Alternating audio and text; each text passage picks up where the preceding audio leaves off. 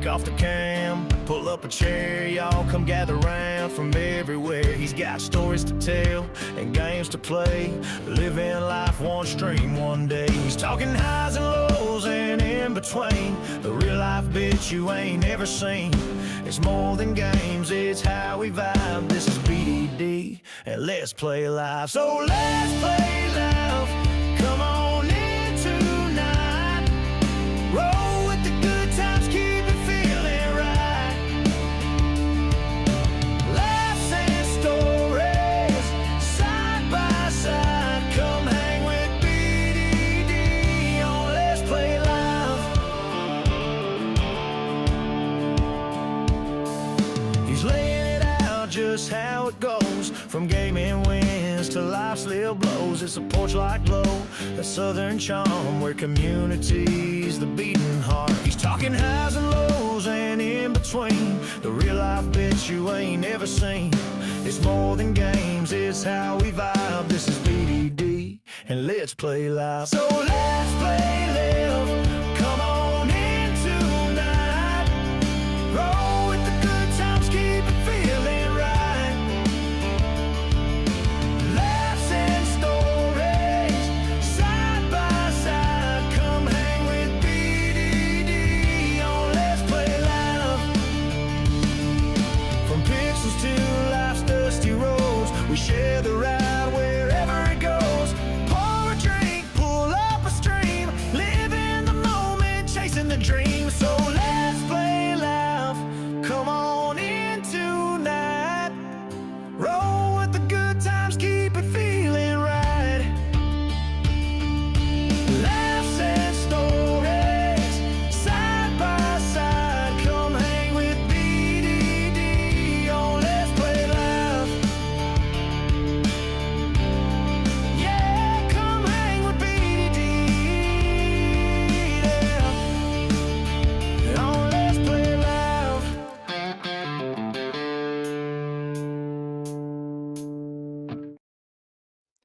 How's it going, everybody? We're going to do things a little bit different here tonight. It's going to start out with a little bit of a different energy for the show here tonight. Hope everybody's having a fantastic day so far. There's been something that's been weighing on my mind the past few days here. I've been humming and hawing a lot as to whether or not I was even going to talk about this, to bring this on the channel. Been kind of rocking it back and forth. And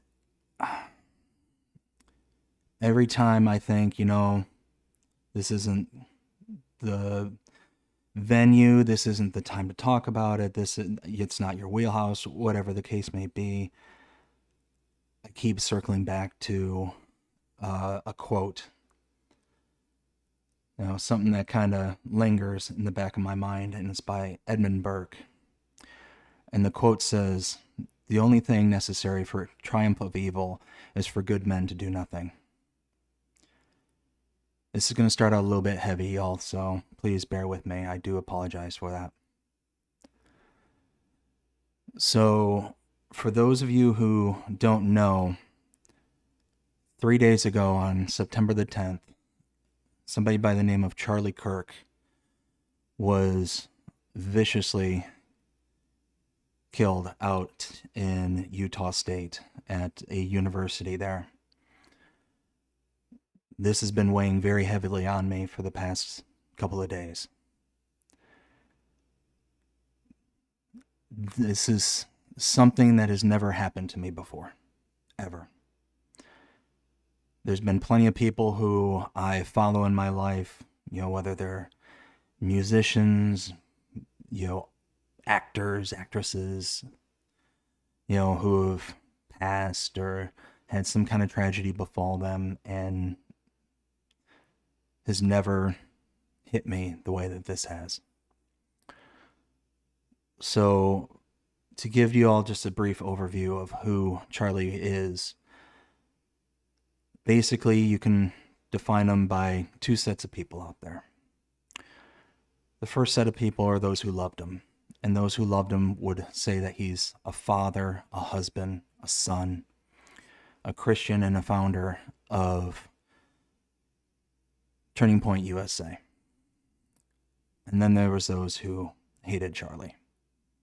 And those people would say that he's a racist, bigot, misogynist, blah, blah, blah, blah, blah. All these awful things. And none of them were true. None of them were true. He's most well known for going around from college to college and doing debates. And just showing his views, giving his opinions. And 3 days ago, somebody ended him for it. It was tragic. Part of the reason why I think this has affected me so much and has hit me so hard is I watched the videos. I watched it happen. And it's changed me. It's hit me really, really hard. He leaves behind a wife, 2 kids. Those kids are my kids' age.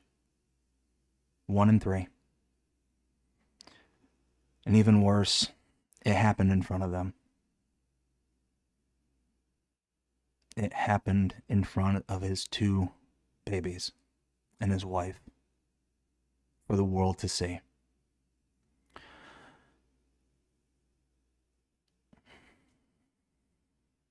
I wanted to talk about this for a little bit to kind of send out a few messages out there. To the Kirk family, stay strong. Hang in there. This was something that should have never have happened. Something that is despicable. Some crazy person who couldn't be brave enough to look him in the face and to verbally fight for his ideals, decided that he was going to remove him from this plane, from this world. So, to the Kirks, hang in there, stay strong. Same goes to his friends, hang in there, stay strong. To those who supported Charlie, who turned to him for advice, for affirmation of their beliefs, for their guidance. Same to you, stay strong. Look to the future and know that he is now looking down upon all of you. He is going to want you, I'm sure, to pass the torch, to pick it up where he left off.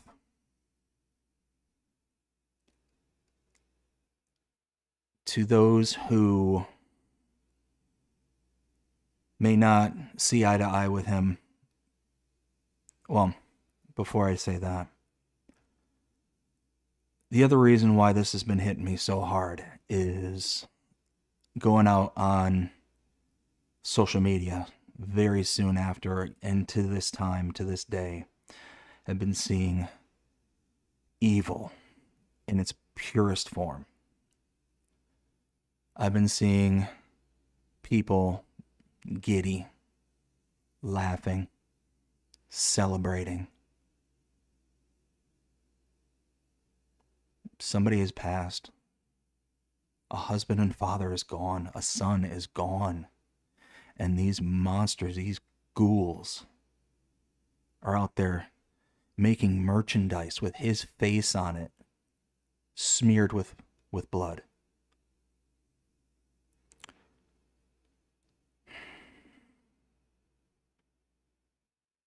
They're out there. Evil is out there.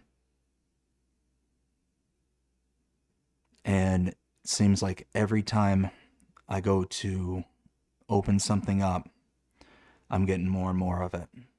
No, on the flip side of that same coin, I am seeing many, many, many people come together. And that's probably the one good thing that can be said from this tragedy, is so many people are coming together now. But to those who may not have agreed with Charlie, but at least understand that he was a human, that he had worth and didn't deserve any of this, speak loud and proud and deny that this should have ever have happened. Denounce it full-throatedly. What happened was awful. And to those who sit there and are giddy, joyous, calling for more, who are sitting there and not caring that 2 children one day will be able to go out on the internet and find the video of their father just instantly losing his.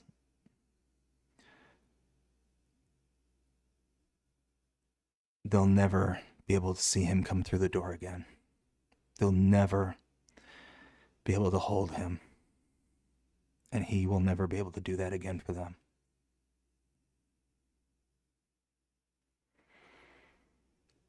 To those people out there who are celebrating to this, you are evil. You are the bad guys in this.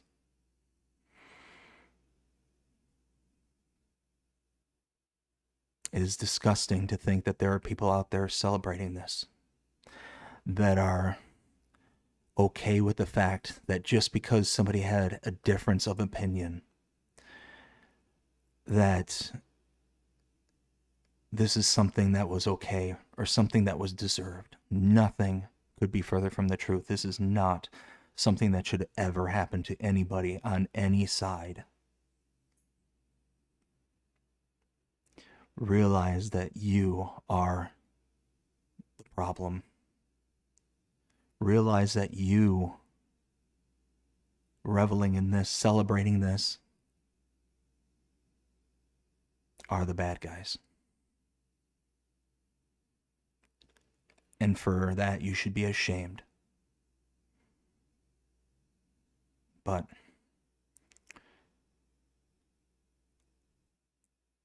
at the end of the day,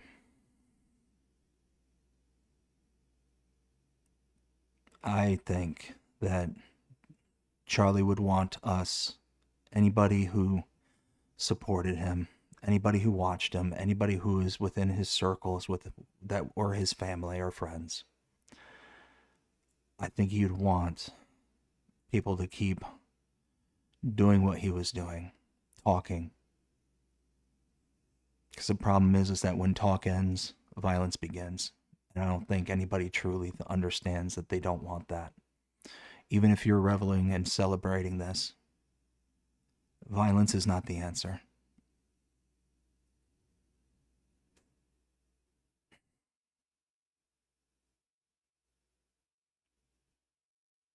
I've seen death. I've witnessed it. Not just behind my screen.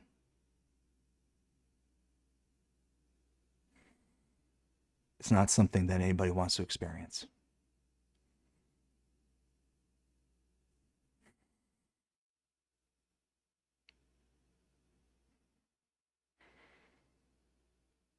Charlie, if I could speak to you right now, I would say,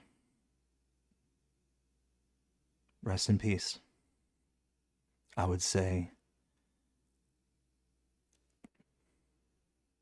you were a good man that didn't deserve this. And I hope that you look down upon us and know that there's at least some people out there who will miss you, not just from your inner circles, but the millions of lives that you have touched. I'm one of them.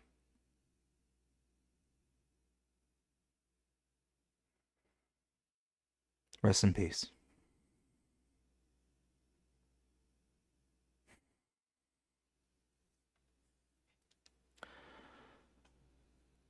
Okay. Let me catch up the chat there. I do apologize for opening this up strong and heavy the way that it is. This is not normally what I do. But like I said, this is something that's been weighing on me for a while. This is something that I told myself that I wouldn't bring to my channel. Politics and the like. But again, the only thing that evil needs is for those good men not to do anything.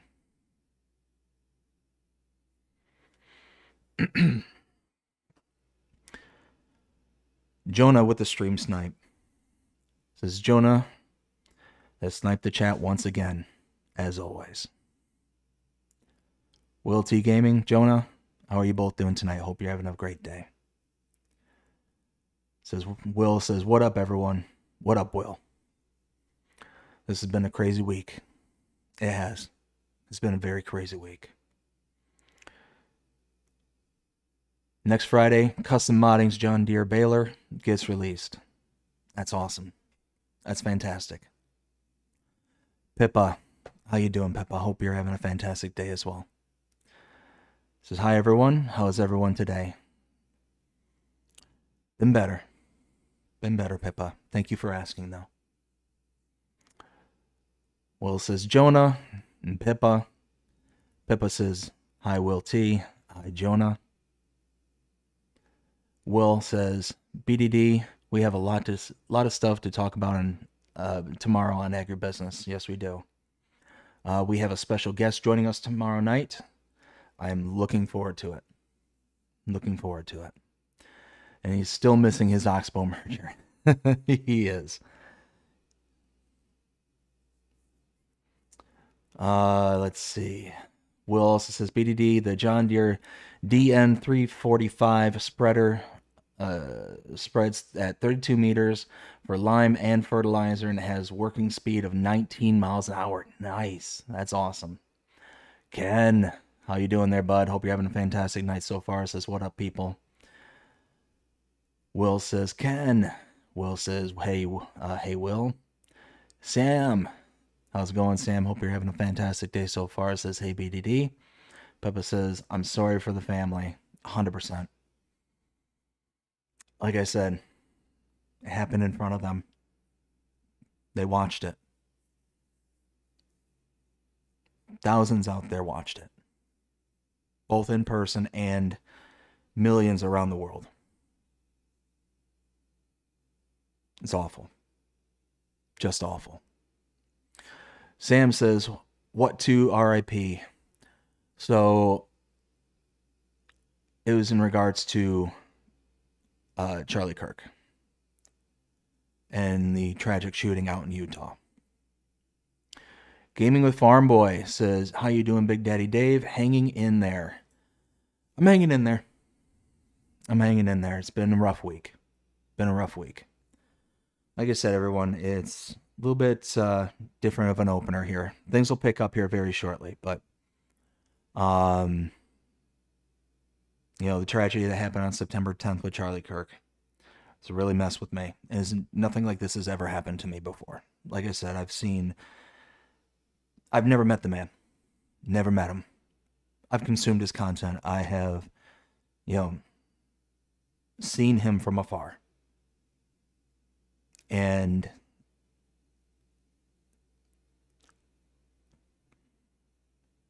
seeing everything that he stood for, everything that he has done,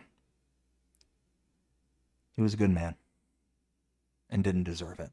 Didn't deserve this. especially not for talking, for having an opinion. All of us have opinions. All of us, and nobody should be afraid to voice them, regardless of what that opinion may be. Nobody deserves to be executed in front of their wife and children for stating an opinion. It's a shame. It's a real shame. All right.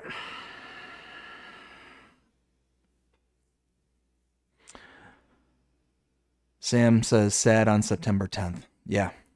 Yep, absolutely.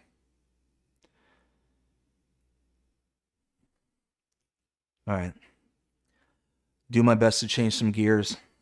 Get into what this channel is about. It's providing a place for us to come together. It's making a place where we can feel welcome, regardless of where we come from, who we are. Have a place where anybody and everybody is welcome to be. So, let's get into it. What do you say? Let's see. So, go ahead. Oh, and helps when my controller is actually live. Let's see. Will says, I know his wife said that she would continue his legacy. Yeah. And that's amazing. That's good on her. One of those where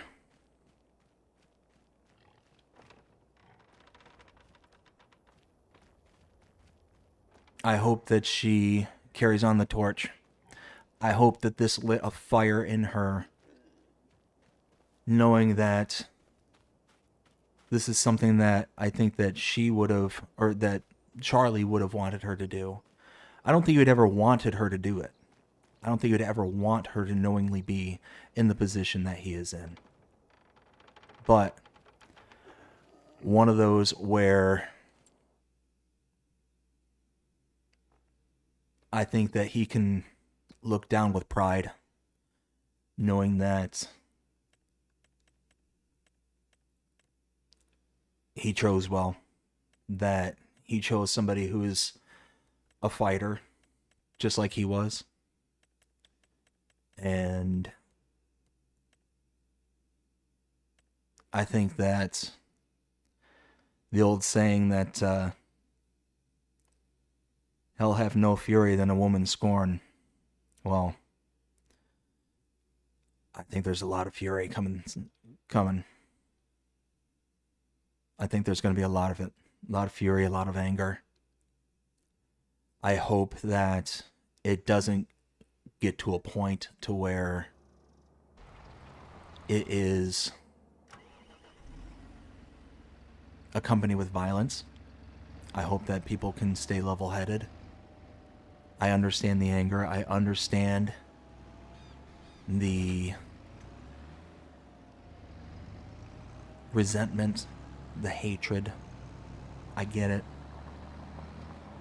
Cooler heads must prevail. They must.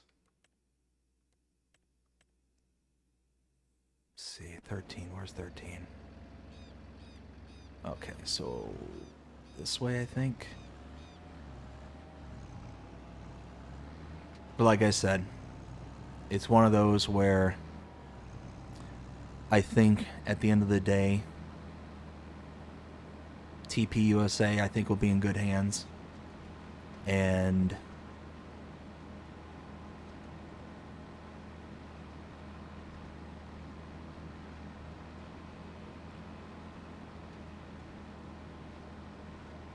I think that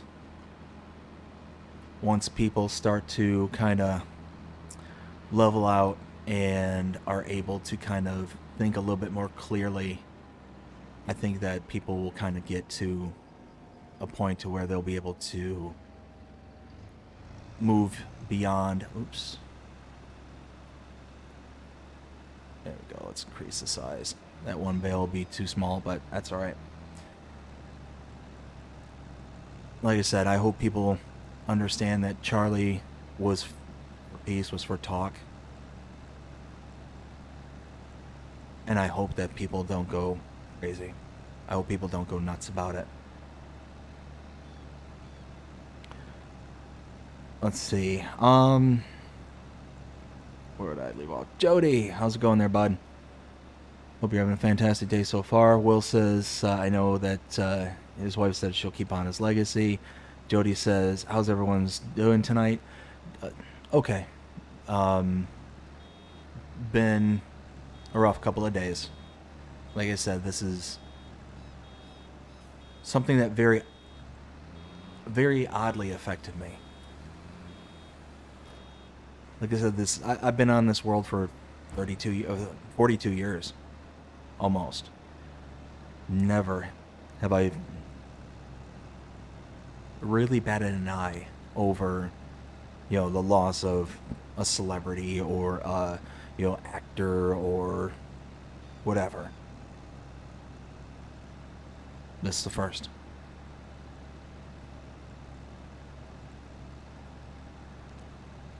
Let's see. Ken says, my condolences to the family, but on a brighter note, I'm setting up multiplayer in Alma. It's almost finished. Dude, that's awesome. That is awesome. Keep up. Keep up the good work. Look forward to seeing it when it's complete. Let's see. We got Jody saying, a sad day for the loss of his children. Loss for his family. Yeah. We need peace in this country. Yep. 100%. Luke, how you doing tonight? Hope you're having a fantastic day so far. Says, what's going on? Oh, man. It's been, like I said, it's been a rough couple of days. Let's see. Will says, good on the father for turning in his son. I think it is absolutely terrible what happened. People who are laughing and celebrating getting fired. Yeah. Yeah. We are all here for each other. 100%. 100%. Like I said, normally I don't talk about this stuff on the channel. This stuff normally doesn't come about, but I felt like something needed to be said. I felt like something needed to be acknowledged or something. And like I said, I'm not trying to get into politics. This is hopefully a one-time kind of thing. So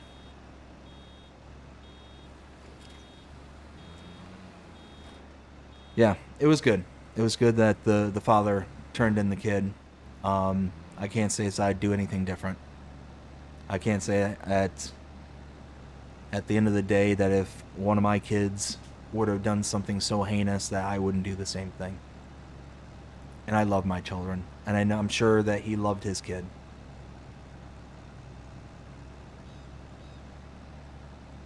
It's wild. Sam says, crazy people in this world. 100%. 100%. Like I said, I really hope that cooler heads will prevail and this doesn't escalate, that this doesn't get worse. My fear is that it will.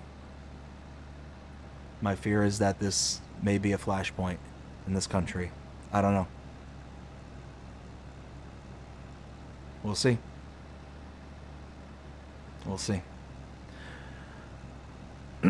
Alright, so like I said, I'm gonna try and move on and I said my piece. Thank you all for letting me kind of get that out there. I appreciate it. I know this isn't the normal stuff. This isn't the normal Dave.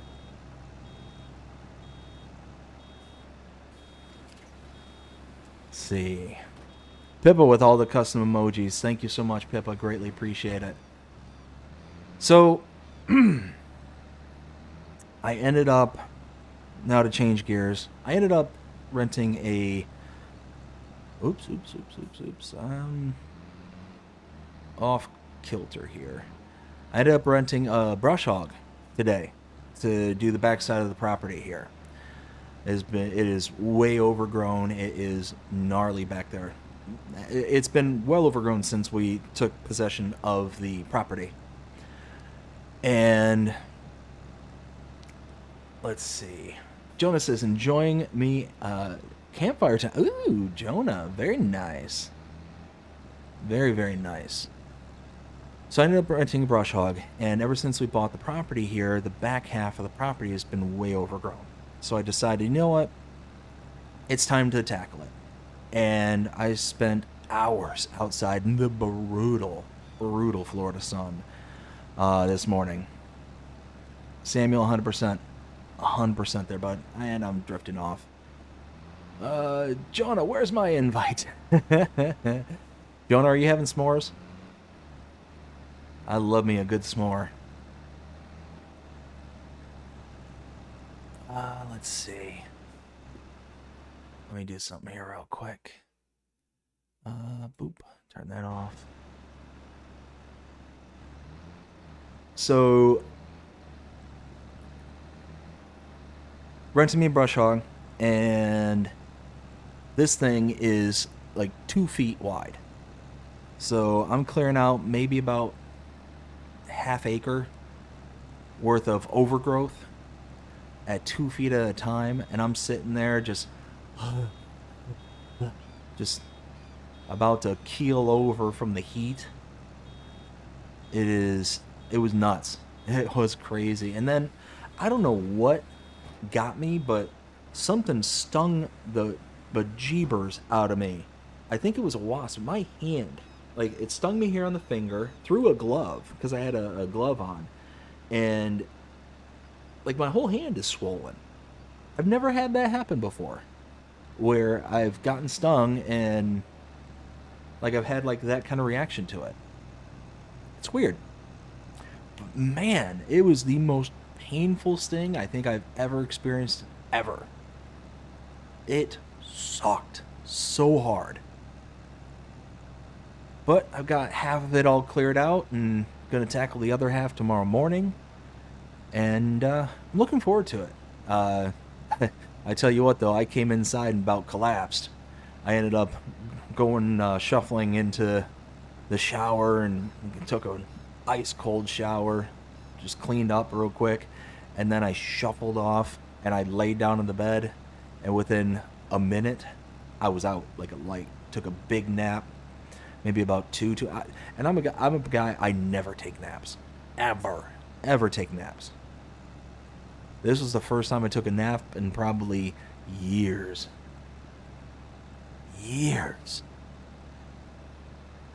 And whew, boy, it was gnarly. It was gnarly. Let's see, and catch up with the chat. We got, where am I? Where was I? Jonah says we're 15 plus friends. Jonah says, well, if you want to come to North Carolina and join us, you feel free. Ooh, okay, well, I ain't going to be able to make it out there tonight there, bud, but we got Jonah also saying, yes. We got Will saying, well, I have to stop by when Bree and I go to Florida, hopefully by next year. That'd be awesome, dude. Absolutely awesome. We got Will also saying, let's make BDD laugh. Yes, absolutely. Jonah, do you have any good dad jokes in your back pocket? I could certainly use one right now. Whoops. No, bail back. No, just push it back. Cool. I don't think I've ever had that happen. Normally if I back up, it just sits there and wants to mount the bail. Let's see. Jay, how's it going? I hope you're having a fantastic day so far. Says, yeah, I would have done it when it was cooler outside and drink a bunch of water. Oh yeah. No, if it's one of those that I was considering just holding off and waiting for like the cooler months, but one of those where I want my family to be able to get out there and start using it, kind of thing. And just so to kind of give a little point of reference. So we have our yard is fenced in, where basically when the contractors built the house, they leveled off a piece of land for the house, and then the actual house itself kind of runs downhill, like the yard runs downhill out the backyard. And it maybe runs out that far, maybe about I don't know, maybe about 20, 30 yards maybe, and we got that all fenced in. And then beyond that is the rest of the property, and it's all overgrowth. And just having that small little yard and whatnot is great, don't get me wrong.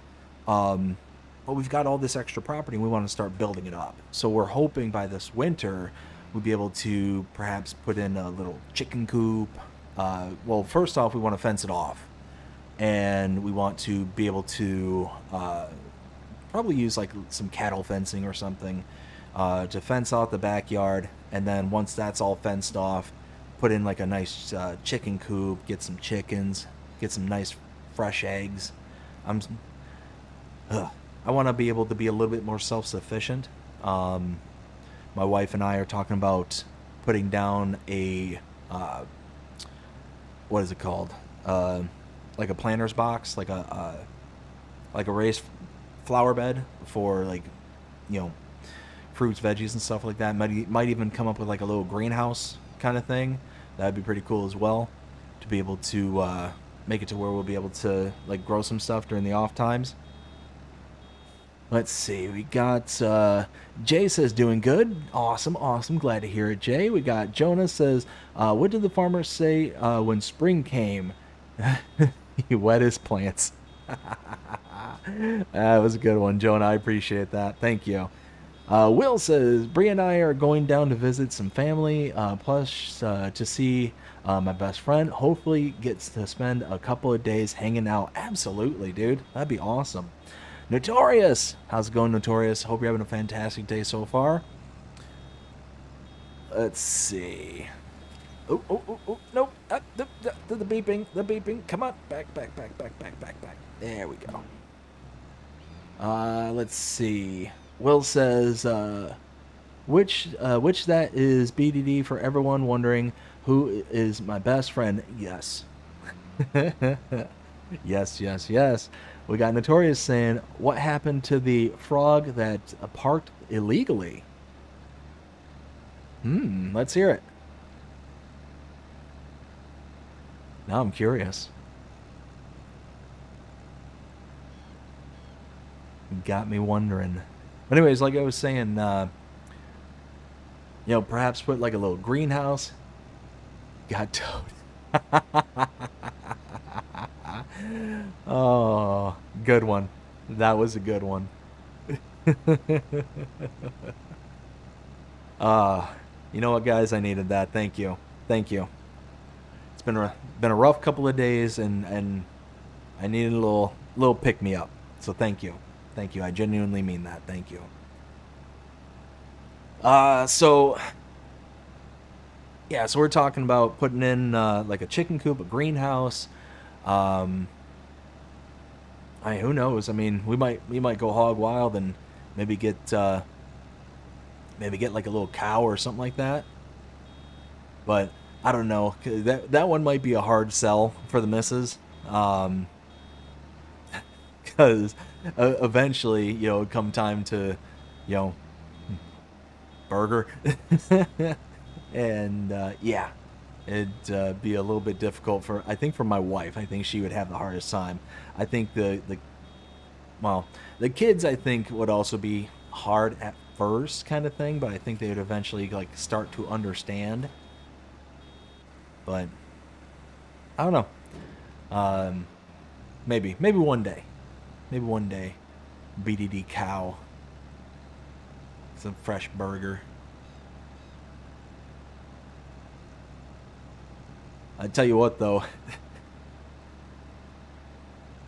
One of the funniest stories that I have with my wife is,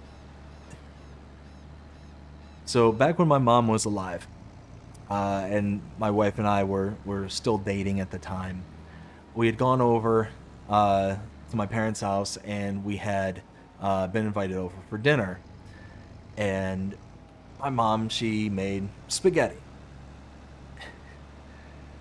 Well, us being, out from the country and whatnot, we used to go hunting all the time. We used to, do all that kind of stuff. And, used to go out for deer pretty regularly, pretty much every season. We'd go, hunting deer. And it's been a while. It's been a long time, actually, too long, since we've gone out. And what we ended up saying something a long time before this to my girlfriend at the time, my wife now. Oh man, we miss the venison. It's so good, and making like some goulash with some venison. Oh man, it's so good. And she had no idea what venison was, and we told her, oh well, it's deer. And she's like, oh, I've never had it. Like, no, I can't do that. I couldn't eat deer. And of course she brings, oh, I couldn't eat Bambi, blah blah blah blah, and all that stuff. Well, one day, we get invited over, and my mom makes venison goulash, and she ends up feeding it to my wife and doesn't tell her. And my wife, she's like, oh my goodness, this is so good. This is so good. Oh, it's delicious. Yeah, yeah, yeah, yeah, yeah. And just all that stuff. And it's like, and she's like, what's all in it? Like, I need the recipe. And she's like, oh, well, it's venison. And she didn't remember what venison was, or at least she didn't like catch it right away. And sure enough, my mom tells her, and she's like, oh, I'm eating Bambi. And then she proceeds to just nom nom nom nom. Oh my goodness. It was one of the funniest things that she has ever done.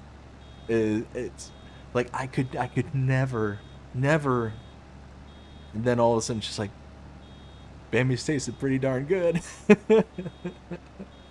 So it was pretty funny.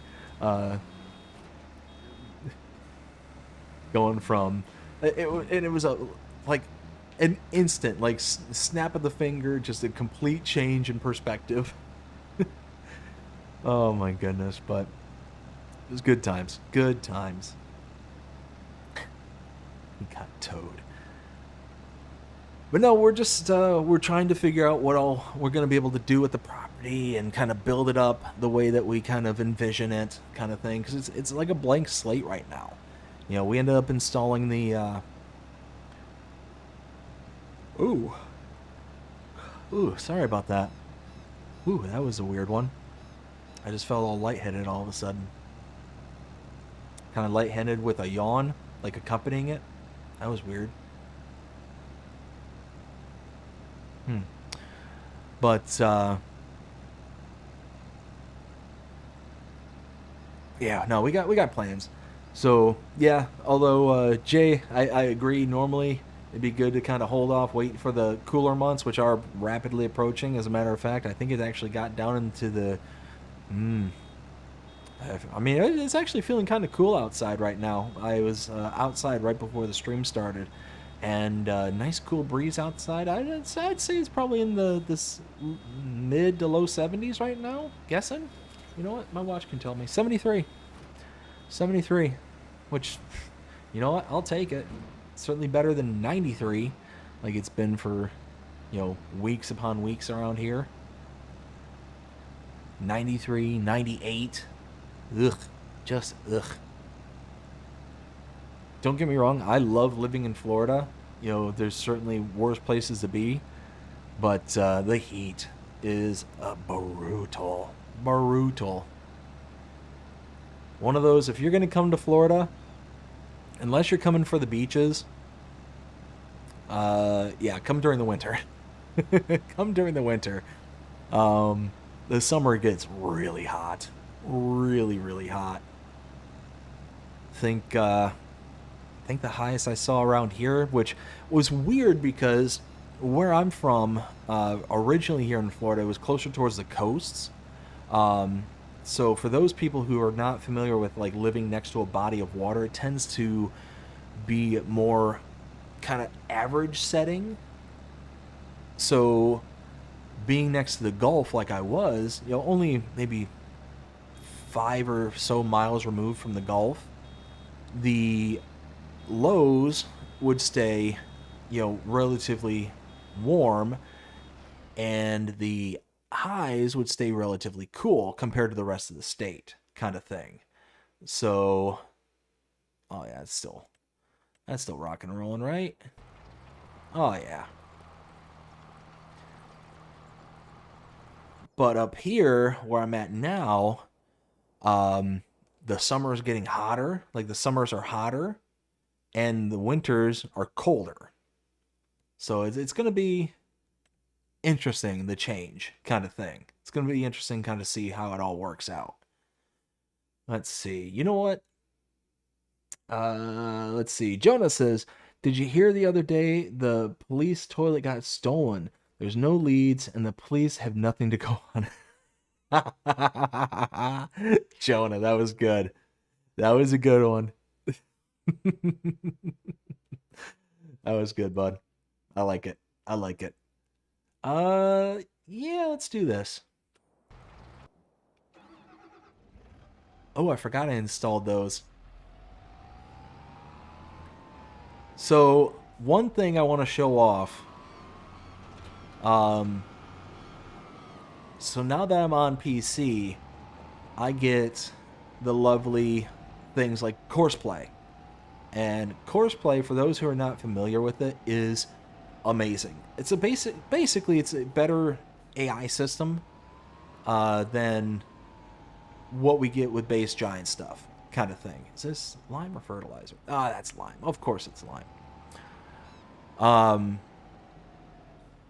It's far more customizable, and you really get to kind of experience a better way of doing things. Let's fill this up. So I'll show you it here real quick because I like it. I like it a lot. So let's see. Okay, make a right. So yeah, once we get out there, we'll kind of see how things are going. Let's see. Will says, I have a field on Alma that isn't working with GPS. So that's the great thing about Courseplay. Yes, and I'm pretty sure I know which field you're talking about. If I remember right, there's a field south of starting farm and kind of like on the eastern portion of the map. If you just click the AI worker to kind of have them do their thing, it doesn't recognize there's a field there, kind of thing. I've experienced that myself. But Courseplay will allow you to basically override that. Ooh, it's a sugarcane field. Really? Okay. Oh, I forgot there's crop destruction here. Oops. All right. So, oh, I saw that black line there. I'm like, oh, what happened? Why is my screen black? Okay. So, what you do is you have Courseplay installed. You press delete. And this screen comes up down at the bottom here. Let's minimize that. So what I do is click on this little bullseye here, the little target reticle.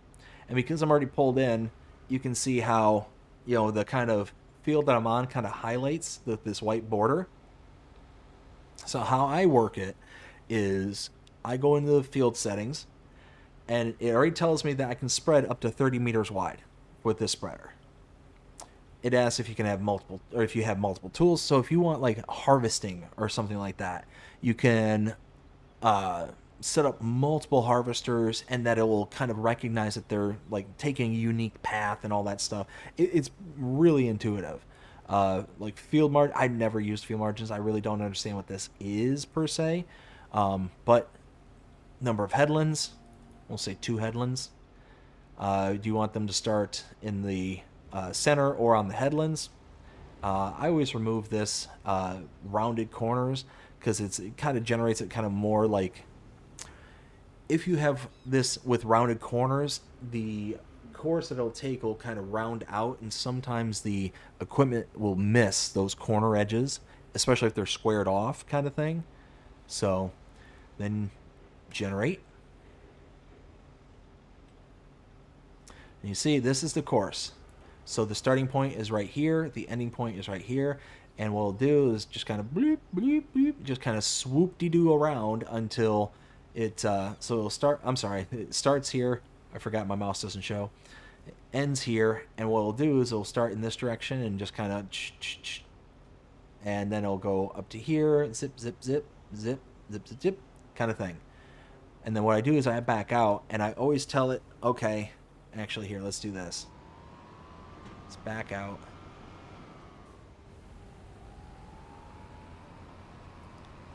I like to get away from the starting point because sometimes for some reason it unfolds the equipment and it will like start spreading and start doing stuff. But what I also notice is that the intuitiveness of this, especially with like fertilizer spreaders, is way, way better.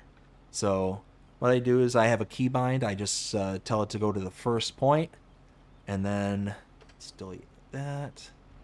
You can see there's a worker in there. That's not me. It's not me. You can see.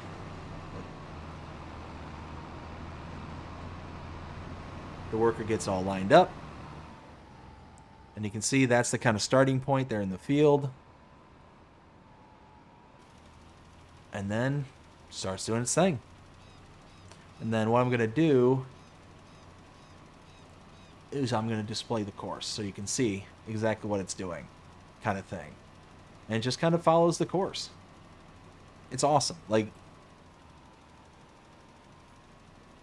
it's a far more intuitive kind of AI system that's built in, or that's like added to the game, kind of thing. Like, the base GPS tries its best to kind of replicate this automatically, but this is a far better version in my opinion. Let's see. Will said field 36. That sounds about right. I think that's the right field that I'm thinking of. Ken says, I know the field you're talking about. Try plowing it first, and create field GPS should work after that. Yes, but that's one of those that you have to own it first, right? Because, yeah, see. Now it's heading on to the course, doing its thing. And you can look at the map down at the bottom left-hand corner. You can see it kind of left a little chunk off to the side there. But it's not a big deal. Not the end of the world. Let's see. Farmer Donkey. Hello, BDD and chat. How's it going, Farmer Donkey? Hope you're having a fantastic day so far. Ken says, oh, no, wait. I think I read that one already. Pippa says, hi, Farmer Donkey. We got Farmer Donkey saying, hey to Pippa. So for those who are not aware, be on the lookout on Tuesday, I think it is. Let me confirm that just real quick. I do apologize for dropping the audio there, but I'm pretty certain it's Tuesday. Where? Tuesday the 16th? Tuesday the 16th, yes. Is the next episode of Farm Sim Talk with Farmer Donkey. So if you want to know a little bit more about him and, you know, find out all the ins and outs of who he is and what he does here within the Farm Sim community, go ahead and check out Farm Sim Talk. Again, Tuesday the 16th. Really looking forward to our chat there, Farmer Donkey. Thank you so much for stopping in here tonight. We got Jay saying, I think they updated Alma recently.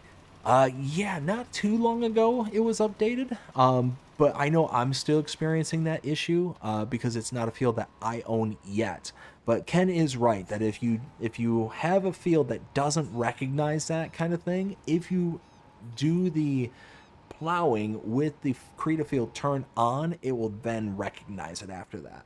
So it's a good little tip for those who are experiencing that, but you do have to own it first. See, Will says, can the GPS work for the plowed, but it isn't working for the cultivator? Yep. So Will, give it a try. Plow it with the field creation turned on, and you'll be good to go. Let's see. Donkey says, always fun to stop in and chat with you, Mr. BDD. I appreciate it. It wasn't too fun to start out with. Had a little bit of heavy heart conversation. But we're trying to move on. We're trying to have a good rest of the stream. Will says there's another update in testing for the map. Awesome. I tell you what, I want to give a big shout out, a huge shout out to all of the map makers, modders, everybody out there who are not only just creating something and putting it out there for us all to play and enjoy, but I also want to thank them for all their hard work and maintaining it, making sure that it is as best as it can be. A lot of us here know that Giant's most recent update here broke a lot of stuff. Whether it was mods, whether it was maps, whether it was whatever it was, a lot of things got broken. And there's a lot of modders out there who are putting in the effort to fix it after the break. So, again, big shout out to all the modders out there. And speaking of modders, not only do we have Farmer Donkey on Tuesday, be on the lookout on my channel because we got another Farm Sim Talk that's going to be scheduled for later in the week. I believe it's for Friday the 19th, I think that's the date. Yes. So that will be posted out tonight after the stream. So be on the lookout for that. Again, I'm looking forward to both Farmer Donkey and my other guest, but I'm not going to announce who it is here tonight. Be on the lookout for the notifications for the channel because it's going to be a good one. It's going to be good. Let's see. One thing I wanted to check on just really fast. I apologize. Every time I click off of the game, it kills the sound, so I do apologize for that. But there we go. So yeah, I just wanted to show off kind of courseplay here. Like I said, it kind of works similar to the GPS, but it's far more intuitive than what we have here. And you can see how we're kind of getting to this kind of starting point right here. It should kind of lurch over. And if I want to, I can also hit that one more time. And you can see how it's got that secondary line. So we kind of are going to follow this line off to the left side. But you can see how it's backing up, backing up, backing up. And then pow, hits that little bit. Now if I wanted to, I could cut off the... cut it off right here and just be like, no, don't make this big swoop kind of thing. I've actually never seen it do this before, this kind of swoop into the next line. That's rather interesting. Don't know why it did that, but I mean, it worked. And there it goes. It just keeps on trucking. Let's see. We got Ken that says, should do I have no problem with cultivator on the field? Nice. Will says Iowa Plains View is console testing. Ooh. Ooh. I'm looking forward to that one too. Really, any time you throw out Celebuki's name, it's a map that I'm going to be very interested in. Extremely interested in. Let's see. Farmer Donkey says, excited to see who it is. Oh, it's we're gonna have a couple of good ones here. We're gonna have a couple of good ones, but think modding, and yeah, I think a lot of us may use this particular modder stuff. So looking forward to it. We got Donkey says, I've never seen Courseplay do that either. Right? I've never seen it kind of do that little hook kind of thing. It normally, like, there are different methods that you can set this up. So right now, I tend to stick to the up-downs. It kind of reminds me more of the whole, like, Giants GPS and all that stuff. So it just seems and feels familiar. Some of the other kind of courses that you can take really does seem kind of wonky, like racetrack kind of one that they show off. Because it basically starts here, finishes here, then loops around, starts here, finishes here, then one in, that like it just kind of perpetually goes around and around in a circle, but it leaves off some stuff on the sides. Like it's basically just kind of connecting on the extremes. It's weird. It's hard for me to describe. I can show it once this course is done, but yeah, it's wild. It's interesting. Let's see. Where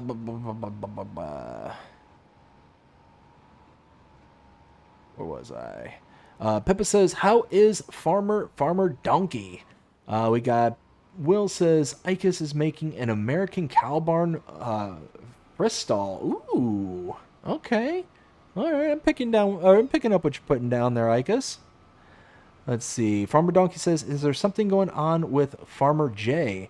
Last I heard from him yesterday, he was okay, unless you are asking about Farmer Mike. Oh, how is Farmer J? I missed that. Okay, how is Farmer J? Oh goodness, how is everyone okay? So Farmer J. Is there something going on with Farmer J? Last I have heard from him yesterday, he was okay. Unless you're asking about Farmer Mike. Luke says, have a good night. All right, Luke. Well, thanks for stopping by. I hope you have a fantastic rest of your night. You take care. We'll see you again next time. What's going on with Farmer Mike? Hopefully he's okay. You know what that kind of reminds me? I don't think I've seen much in the way of him posting here recently, because normally he posts notifications in my Discord, and that kind of reminded me that I haven't seen him posting in a while. Oh wow, yeah, no, it's been a hot minute. Yeah, all the way back to the 6th. Oh wow. Well, hopefully Farmer Mike's okay. Let's see. Oh, had emergency surgery last weekend and is at his home recovering now. Holy smokes. Well, hopefully he's okay. Thoughts and prayers go out to him. Holy smokes.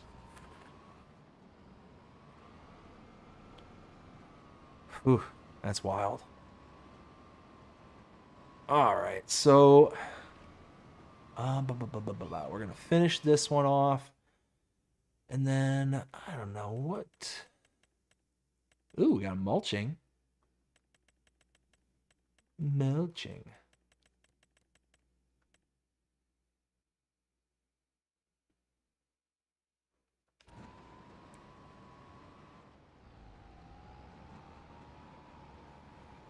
And where is this taking me?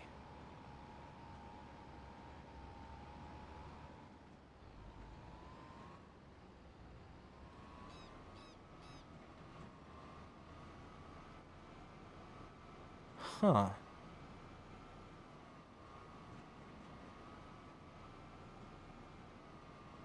Okay, what are you doing?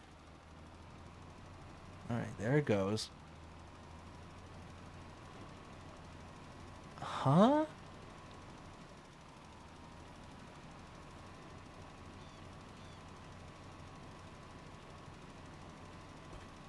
Here I am sitting here talking up Courseplay and how cool it is, and then all of a sudden it's doing crazy stuff like this. Of course, I decide to show it off, and then it's like, no, we're gonna do weird stuff tonight.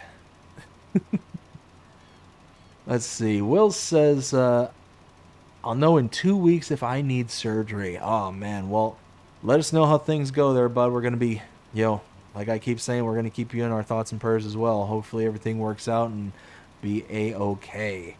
Farmer Donkey says, we will keep you in our prayers. Absolutely. Yep. 100% we will.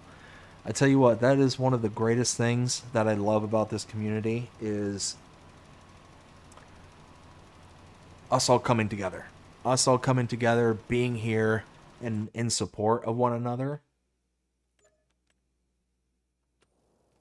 Like, ooh, blah, blah. Does anybody else get Children of the Corn vibes right now? Anyways. Yeah, let's do a mulching contract. Why not? Let's do mulch.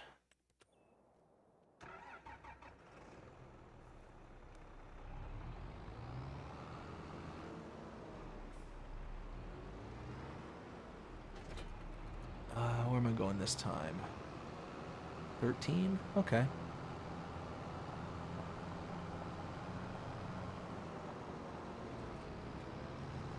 I tell you what, that's one of the things I love about this map is you see how there's these like broken spots in the road here.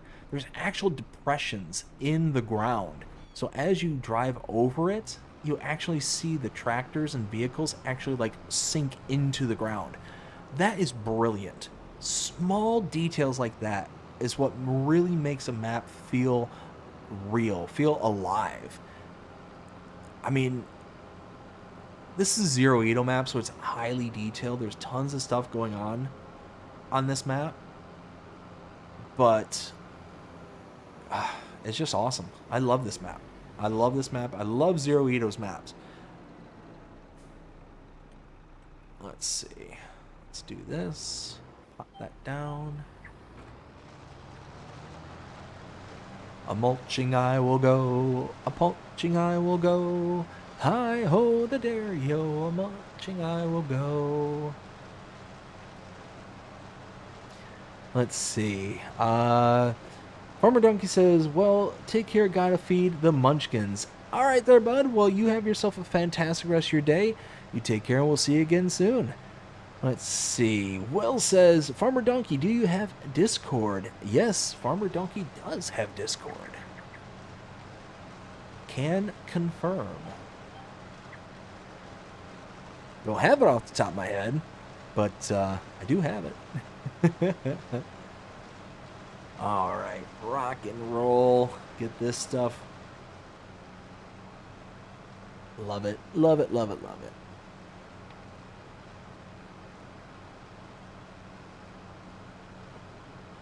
Let's see. Jay says, yeah, I've not been able to stream because I've been busy doing map testing, so I've put my my YouTube channel on the back burner, as they say.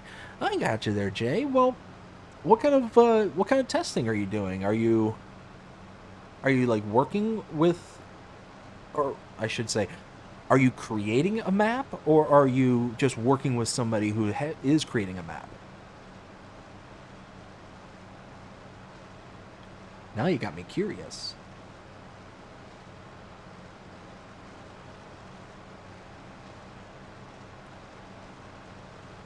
So anyways, like I was saying, how we're, looking to do, a bunch of stuff, for the house and for the yard and stuff. One of these weekends here very soon, I'm going to have to dig a big old pit. Big old burn pit. So when the builders were building this place, in their infinite wisdom, they decided, we're going to leave our skimming, our floats, or basically their concrete tools that they use to flatten out the concrete pad on the backside of the house. We're going to leave that float, aka 2x4, here, as well as a bunch of other 2x4s. Just they threw it in the tall grass, and there was a dead tree in the back, so they just chucked it all next to that. So gonna have to take care of that, all that fun stuff. Jay says, working with the Shanty Boys and testing their maps. Ooh, that's awesome. Yeah, I know Mr. T-Bone came out with his map here recently, which it was so good. So good. Oh, goodness. Why am I... Of course I'm going to blank on the name of it now. Come on, Dave. Get it together.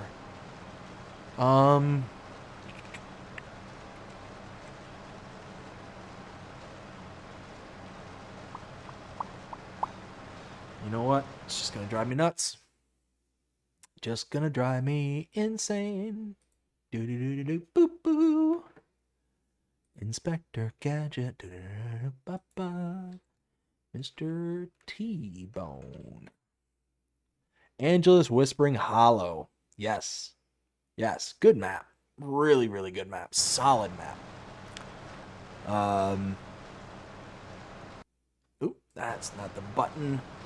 Button. Who's got the button? I got the button. Oh, that's why I was going back over there. Duh.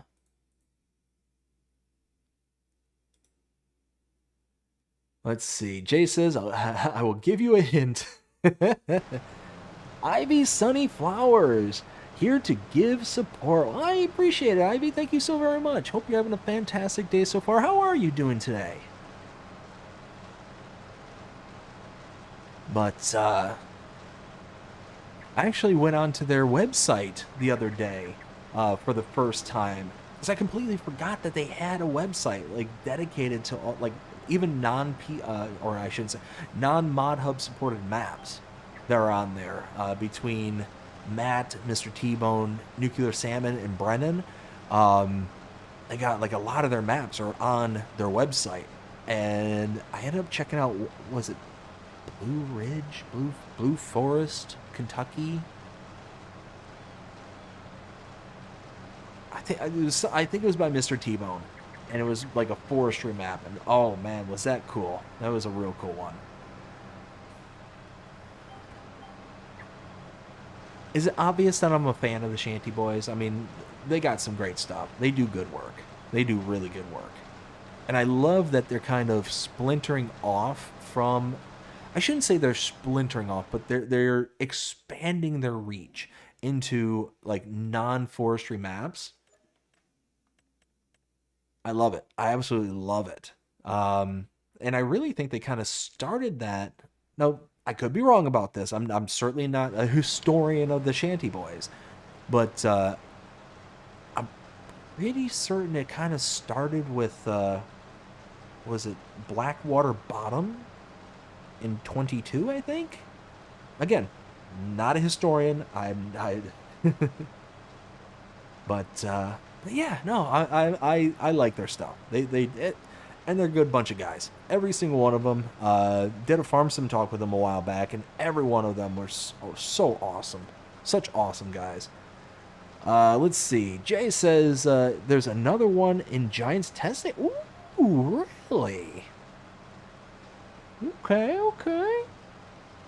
Ivy says, doing well. My great nephew, he's 6, and just finished playing some Fortnite. He can run circles around me. Oh my goodness. I've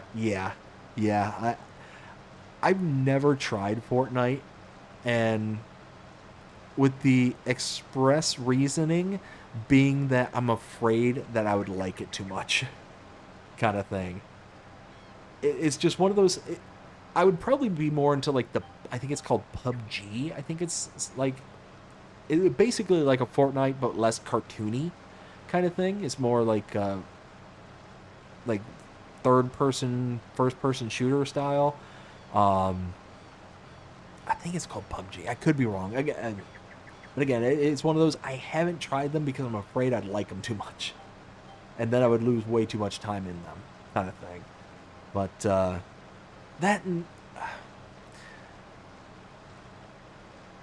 it has to be a sign that I'm getting old. That I'm getting old, because I don't much care for the games where I feel like there's that that competitive drive anymore. I want to play games that relax me. As soon as I played this for the first time, I'm like, oh, this is what it's like not to be angry all the time while playing a video game.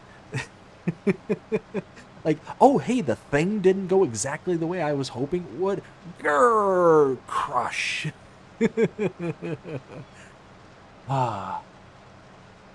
Yeah, no.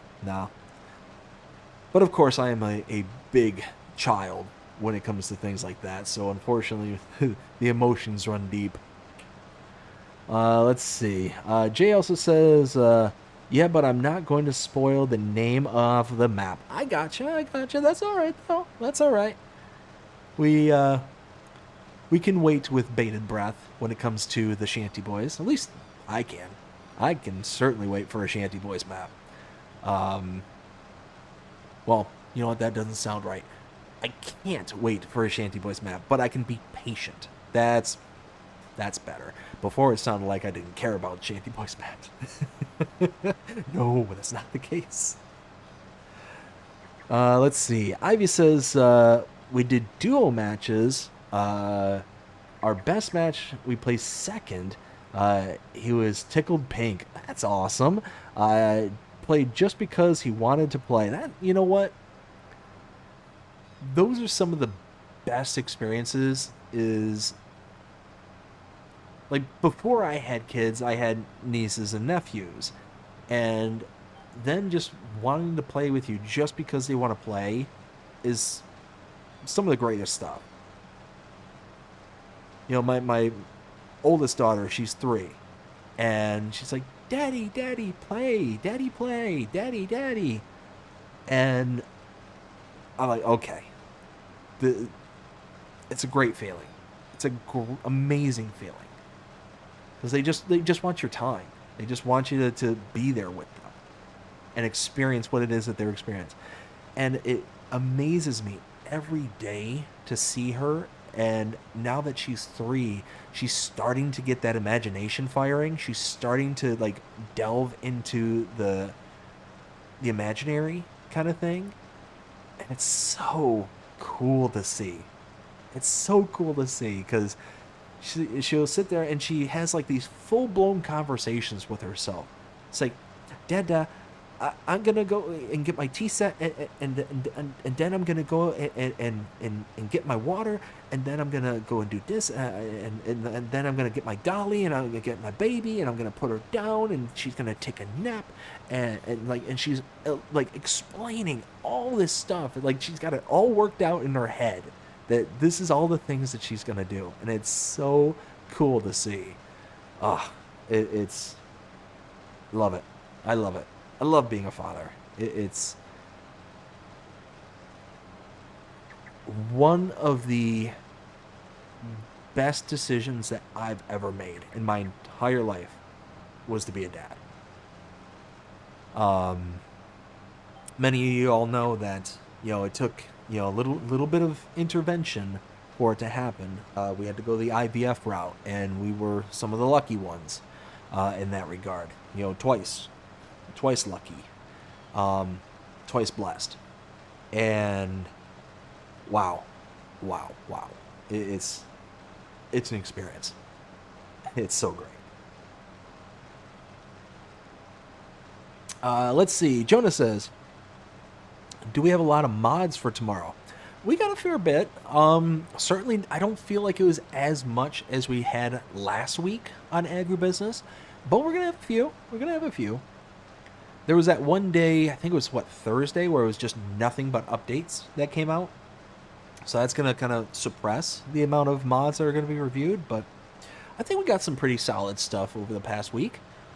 Let's see. Ivy says, yes, it really is. And he had to have his FS25 because Auntie has it.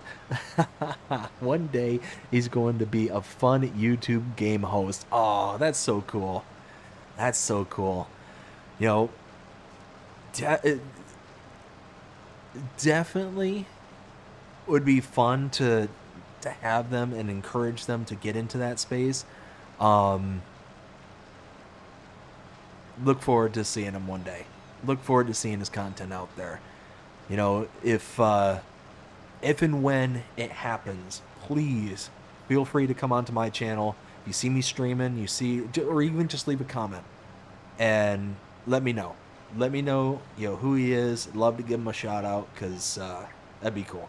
That'd be cool. I want to be able to give the encouragement as best as I can. Let's see. Jay says, yeah, how I met the Shanty Boys, it was on Blackwater Bottoms in FS22 when I was on my PS4 before I got my PC. See, Blackwater Bottom was such a good map, and it was one of the first maps that I can think of where you were able to kind of own the periphery. And what I mean by the periphery is like the edges of like the road network, which I thought was such a brilliant idea because then you could go out and take like a mower and just kind of zip, and you had tons and tons and tons of grass for hay, for silage, whatever the case may be. It was such an amazing idea. It was the first map I came across. I was like, whoa, that is brilliant. Why has nobody ever thought of this? You know, and here's the thing is, most likely or possibly others had, and I just didn't get to it at that point. But it was in my journey through the FS universe. That's when I discovered that kind of periphery and being able to like, I can mow anywhere. I can sit here and pretend that I'm like a maintenance worker and I work for the county or something like that. Like, that's so cool. Rather than just be, Dave the farmer, I can be Dave the maintenance man. Kind of like what Gwendol did for his one map. I forget what it was called. Of course I forget what it was called. But I'm just happy I remembered it was Gwendol.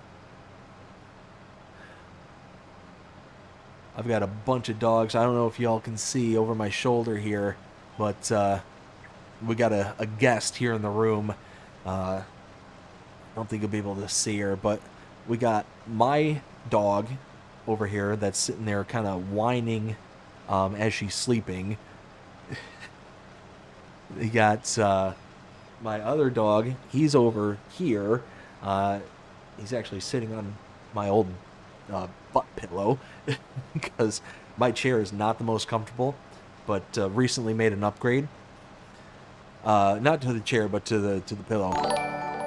And then, Ralph Fanning Jonah donated $1.99 through Super Chat. Because I just have too much money, lol. Jonah, thank you so much for the super chat. $1.99 says because I just have too much money. You know what? I wish we all had that problem there, bud. I wish we all did. It's good problems to have. But, let's see. Ivy says, that's awesome to hear. He's already, hey everyone, welcome. Today we're going to play whatever game. He's got it down, pat, I tell you. That's awesome. That's fantastic. Like I said, let me know. Let me know who he is, and one of these days when he gets established and all that stuff, we'll kind of go from there. Let's see. Rusty with a Rusty raid. How's it going, Rusty? Hope you're having a fantastic day so far. We got Dust Bunny says, Rusty raid. Dust Bunny, how are you doing? Hope you're having a fantastic day as well. We got, let's see, hello, Mr. BDD Gaming. Let's see, Timbo. Timbo, how are you doing? Hope you're having a fantastic... What up, everyone? Rusty Money raid. We got Rail Fanning. Speaking of... Speaking of the Shanty Boys, we got Mr. T-Bone. Hey, Mr. T-Bone, how you doing? Hope you're having a fantastic day so far. We were actually just talking about you and your map. Man, so good. So good. Let's see. We got Dust Bunny says, welcome in, Raiders. Mr. T-Bone says, how is everyone? Doing better. Doing better. Started out the stream here, was a little bit rough. Very heavy heart, but we're getting there. We're getting the energy. We're starting to pick things back up. I'm not going to rehash it. I'm not going to bring it back up, kind of thing. But if you're interested in find out why it was so heavy at the beginning, feel free to watch that beginning part back. It was a bit rough, but it's all good. It's okay. Well, it's not all good. It's not. But we're getting to a better place. We're getting to a better spot in the head. Let's see. We got David says sup.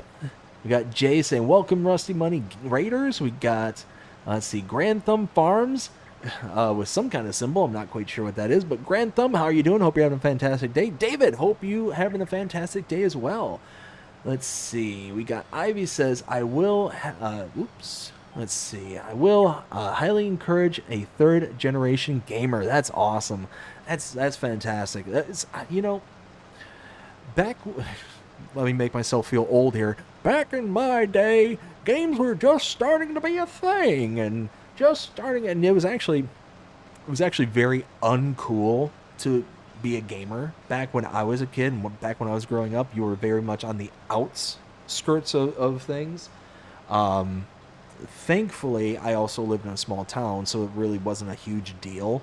So like your social circle, your friend circle was pretty tight knit at that point, so it really didn't matter. Let's see. We got. Let's see. Where did I leave off? Let's see. I know the audio just cut out, but I just need to scroll back up because y'all are chatting. Let's see. We got Mr. T-Bone says thank you. We got Dust Bunny says hello, Mr. Rusty, Mr. Timbo, Mr. Jonah, Mr. T-Bone, Mr. David, Mr. J, and Mr. Grand. We got Ivy says welcome Raiders. Rusty says hello everyone. Benji, how's it going? Hope you're having a fantastic day so far. Says Rusty Raid. Jay says hey Dust Bunny. We got Rusty saying hello to Grand Thumb, Farms, Ivy, and all. We got Dust Bunny says hello to Miss Ivy, Mr. Charles, Benji, and Alvin. Let's see. We got Jonah says Rusty, you donut. Hey, oh. I'm not paying attention. I know it's reserved for contract work. Sunshine, why are you whining there, little girl? Here, you know what? Give me just 1 second. I'm going to go put her food down. Maybe she wants to eat now. Give me 1 sec.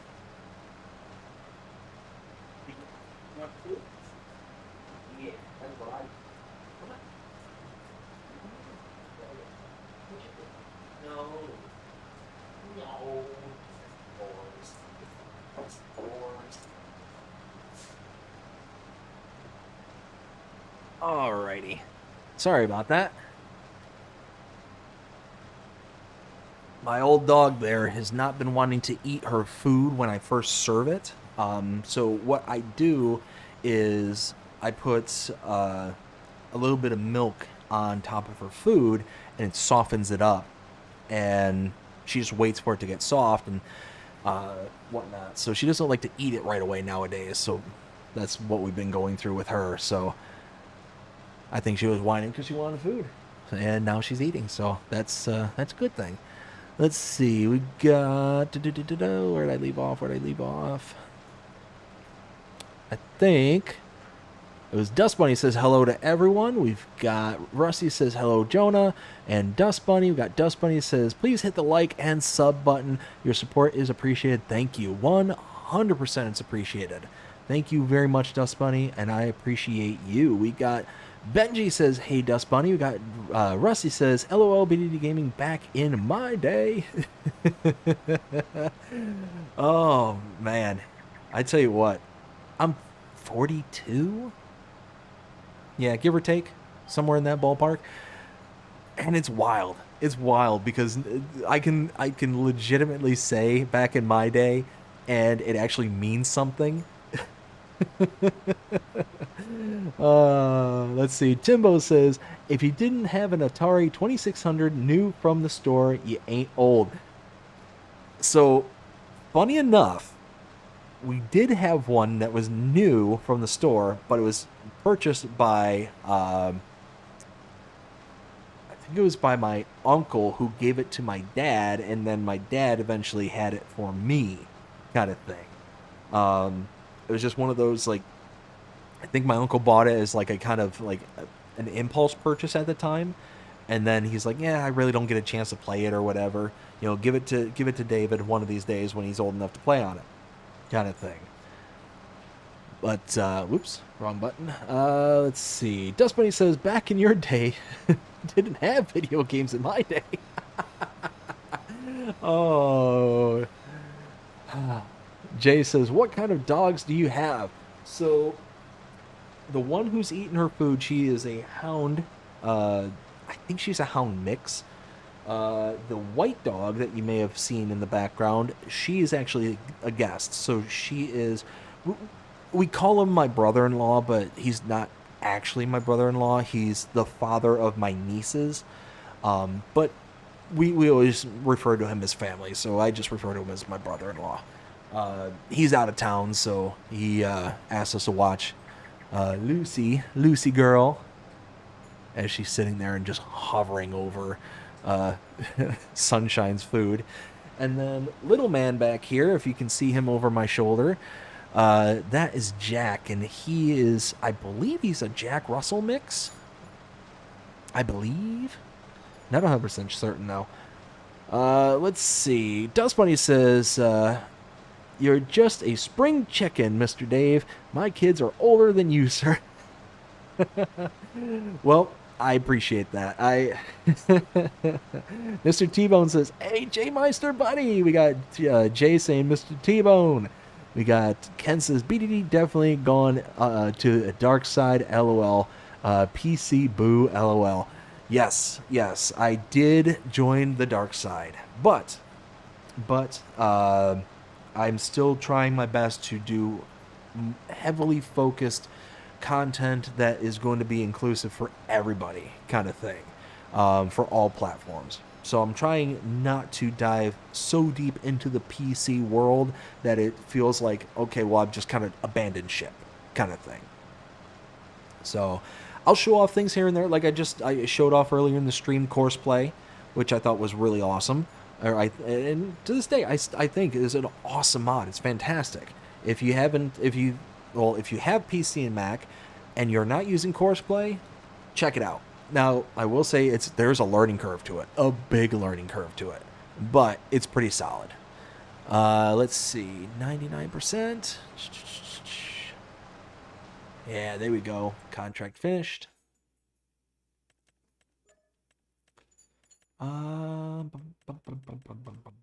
Let's see. Yeah, let's do a hoeing contract. Why not? Ooh. Mercedes.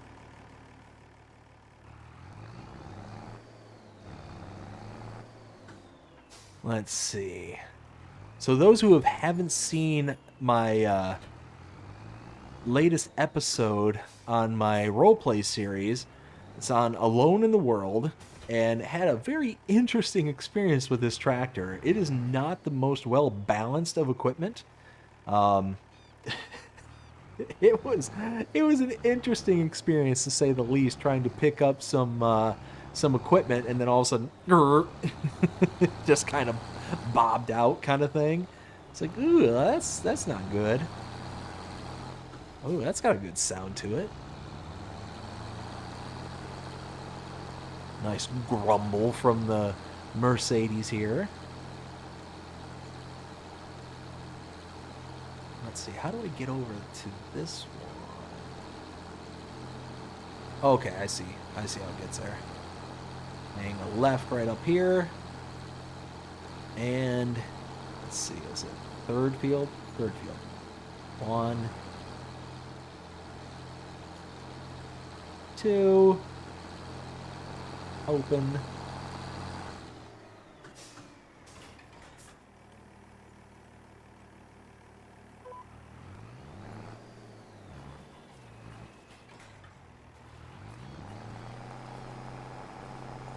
Oh, I forgot about...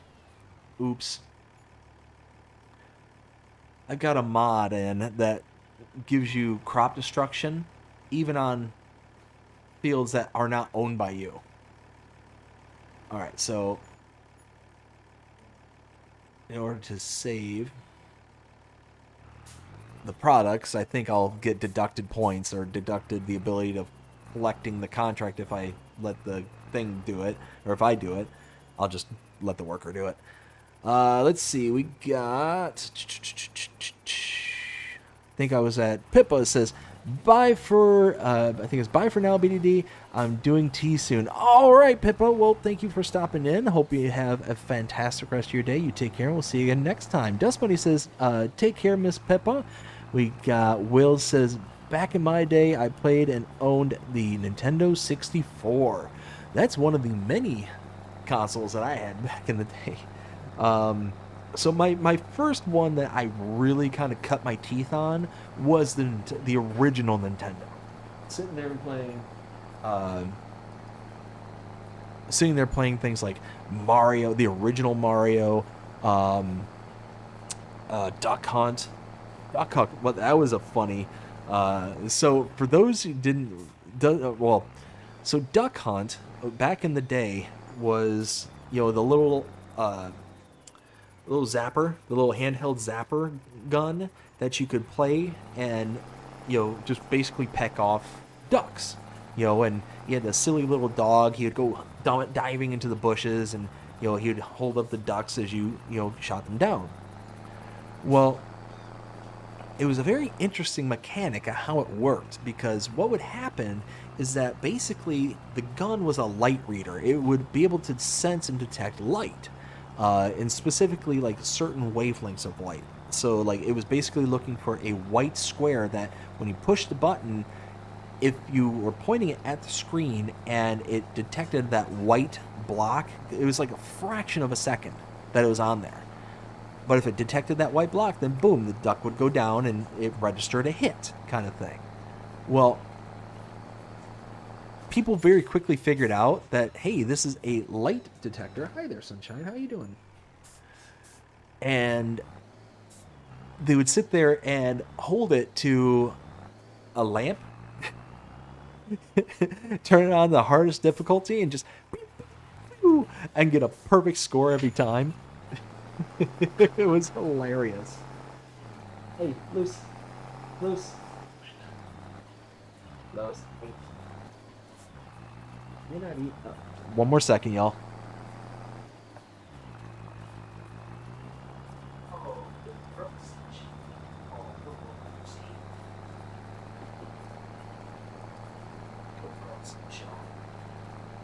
Yeah, see?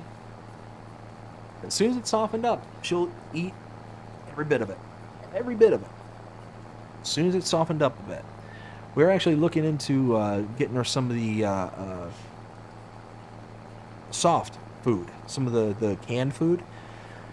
Holy cow, is that stuff expensive. We get the big bags of like the Rachel Ray dog food for our dogs. And that's like $50 for a big bag. And it lasts like a month, give or take. One of those cans, like soup can, regular soup can, it's like $2.50 a can. And then I'm reading it and it's like, oh, if your dog's like 15 pounds, what was it, like 15 pounds, 1 can a day. If they're 30, like I think she's like maybe 25, 30 pounds, I'm guessing, I don't know. But they're like 2.5 cans a day. I'm like, wait a minute. So 2.5 cans a day times, you know what? I'm a fan of math. Let's do some math. So it was like $2.50 per can. Multiply that by 2.5 cans per day. That's $6.26 a day. Multiply that by 7 days in a week. That's $43.75 a week. Multiply that by 4 for the number of weeks in a month. That's $175 a month. $175 a month. It's like, I love you, dog. Holy smokes. $175 for you? We'll soften up your food. We'll soften up your food. You'll be all right. Oh my goodness. But she's a good old girl. And now she just plops. And now they're all just getting ready to just plop on the bed and do their thing. I tell you what, though, it was funny. When Lucy, the white dog, first came into the picture for my brother-in-law, he wanted us, or he needed somebody to watch them. He knew that we had dogs. He knew that we knew how to, take care of animals, obviously. Well, he's like, hey, would you mind watching my new dog? I'm like, no, we wouldn't mind, but we obviously got to introduce them. We got to make sure they're all compatible. They're not just going to try and, end each other. And one of those where, okay, well, let's bring them over and see how she does from there. When she first gets there and she sees there's other dogs in the house, she freaks. She's just sitting there barking up a storm, freaking out, like just carrying on a big old like, how do you do? Well, she does the classic, dog barking through a fence thing, and as soon as the gates closed, as soon as the gates open, oh boy, oh boy, oh boy, oh boy. It was wild. It was just seeing them just like shift on a dime like that was hysterical. Let's see. Let's see. Dustbane says, you can dive. I did when I bought my PC for FS22. However, I prefer to play MP with console players. I won't forget where I started. PS4. Oh, it did finish. Oh, yeah. All right. Let's see.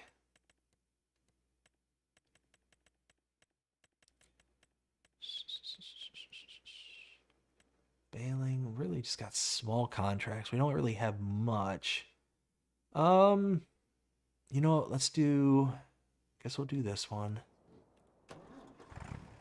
Where is this one at? 16. Okay. Wait, where? Oh, it's behind me. Okay.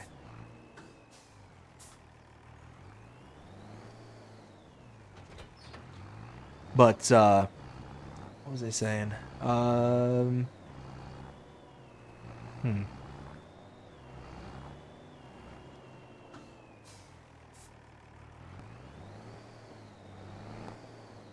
There we go.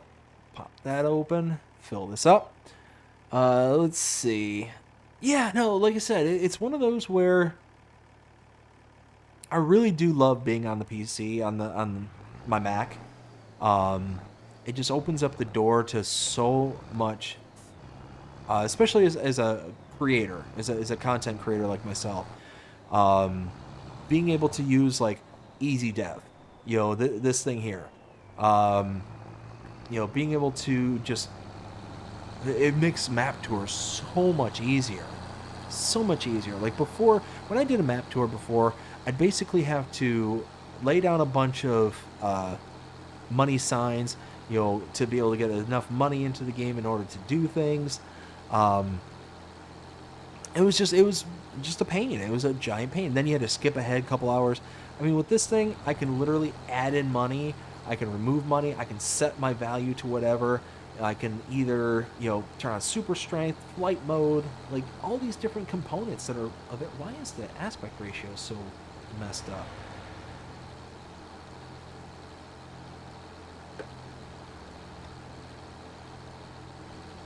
Huh. That is...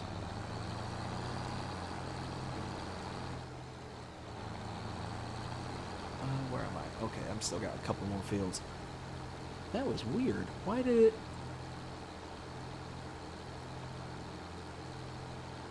Huh. Wait a minute. Oh! It's because I'm on... Okay. Okay, I know exactly what's going on now. I know why. I'm just dumb. I'm just being dumb.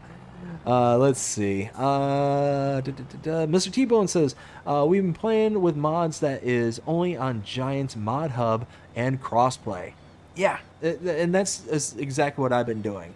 Well, actually, you know what? That's not true. That's not true. I actually, again, talking about you earlier there, Mr. T-Bone, I actually visited, because I'm only recently into the PC Mac world, for Farming Simulator. I actually went onto your all's website and checked out some of your maps that you had on there. Blue Ridge or Blue Mountain?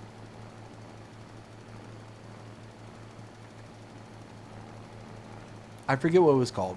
I completely forget what the map was called, but solid. Again, solid. Not to hype you up there, Mr. T-Bone, but I was sitting there kind of hyping you up, before y'all came in with the raid. So that's basically what was going on over here. Jay will attest. It was all good things, I promise. Let's see. We got Dustbane says, that's what I like to do as well, Mr. T-Bone. It is easier to play like that, 100%. Mr. T-Bone says, yes. Dustbane says, Pepper is raw fed, so you really don't want to know how much I spend. Oh, I bet. I have no doubts that's going to be expensive. Holy smokes. Let's see. Benji says, I spend roughly about $100 a month just for Benji. Woo! Yeah. That's... I got 2 small kids. And don't get me wrong. I love my dogs. And where I spend my money with them are their treats. They get really good high-end treats. They get those chicken, like they're basically jerky strips for dogs. But we get the real specific brand, and they go nuts. But actually, so Sunshine, the hound, she is extremely stubborn. She lives up to the hound stereotype. She is extremely stubborn. So anytime we let her outside, she'll sit there, do her thing within 30 seconds to a minute, and then she'll want to just stand there and hang out. And we don't let our dogs kind of sit outside unattended kind of thing, because there's so many things around here that can hurt them. Snakes, frogs, there's tons of stuff in Florida, spiders. So unless we're out there with them kind of thing, we don't just leave them unattended. Even though our yard's all fenced in and all that stuff, I mean, heck, there's turtles. There's a bunch of turtles that are around in our area. They're not even turtles, they're tortoises. They're a giant pain in the butt, these things. Can't stand these things. They sit there and dig up the yard something fierce, and they drive me absolutely insane. But, so we let them outside. She'll do her thing, and then she'll just want to stand there. And you call her back inside, and she'll just stand there and stare at you. Like, what? What? I'm just minding my own business. I'm just standing here. So I learned a long time ago that if I want her to come up to the house without me having to go out into the yard like barefoot or something like that, that I've got to grab the bag of treats and then shake the bag, vigorously, because if she stops paying attention or realizes I walked away kind of thing, well, then she's like, okay, this is my chance. I'm going to go around a corner, and then, Dad's going to have to find me somewhere. So I'll sit there with the bag of treats and just kind of shake it, and it's that kind of plastic bag kind of thing that you see at the like dog treats normally come in. And then all of a sudden, she'll come bounding. Like, and of course she's got that hound kind of stride to her. So I always had that kind of inner monologue, the music playing in my head. It's like, do dee do dee do dee dee do. When she comes bounding up to the house. Even though she's old, she still runs as well as she can. But she gets going. She gets moving. Let's see.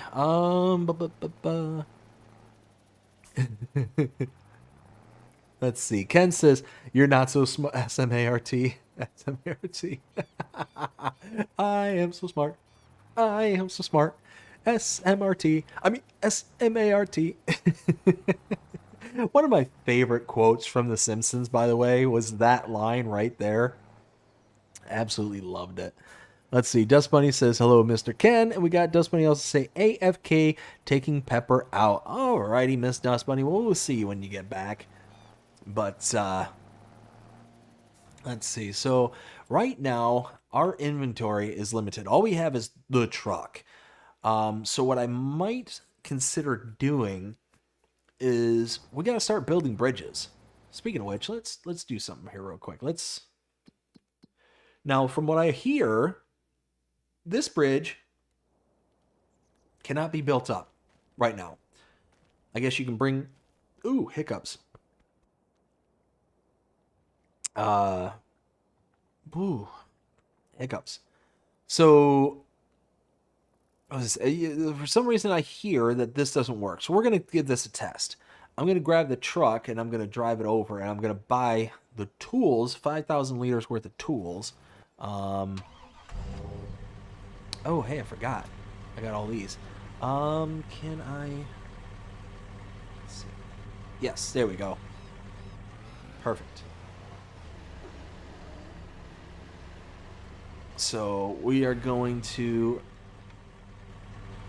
Oh, hey, oh, ee, ah, ooh, ee, ooh, ah, ting, tang, walla, bing, bang. Holy smokes, why? Why? Alright, so go this way.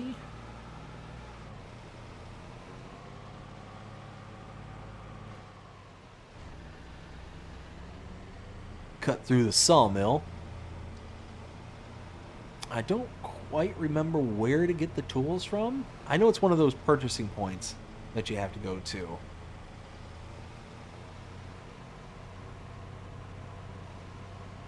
Such a cool map. Alright, here. Oh.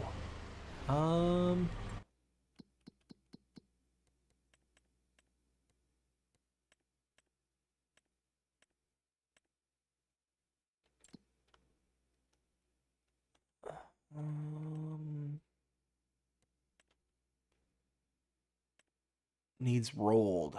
Ooh. Probably should do that.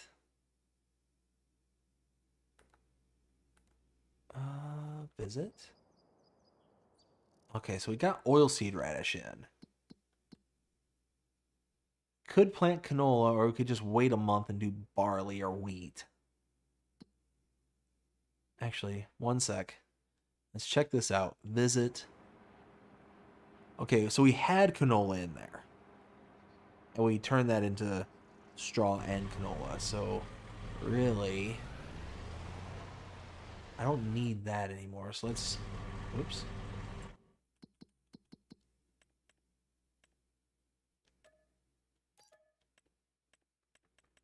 I'll have to come back and get the proper roller. Actually, do I have a roller? I thought I rented one. No, I guess not. So I got that all leased out. I could probably return that. So I don't need that. I could keep the tractor for now. I don't need the seeder. Oh no, I need the seeder. That I do need.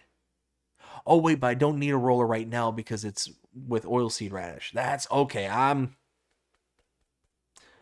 I'm remembering.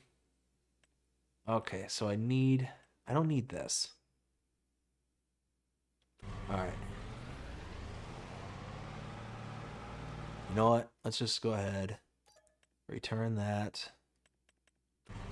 Perfect. Okay. So all that stuff's taken care of. Let's see. Benji says, would that be golden rewards? Are you referring to like the brand of treats? I think it was like blue something. Oh. Oh no. Oh, I almost forgot. I remember now. Oh, I remember now. There's no collisions because this is a multiplayer. Okay. I completely forgot we can't. Oh, that's right. We can't play multiplayer on this one. How did I make this mistake 2 streams in a row? Oh my goodness. All right. Hold on. Hold up. Nope. Wrong one. There we go. 2 streams in a row I did that. I can't believe I forgot about that. Oh, let's see. We got, where would I leave off?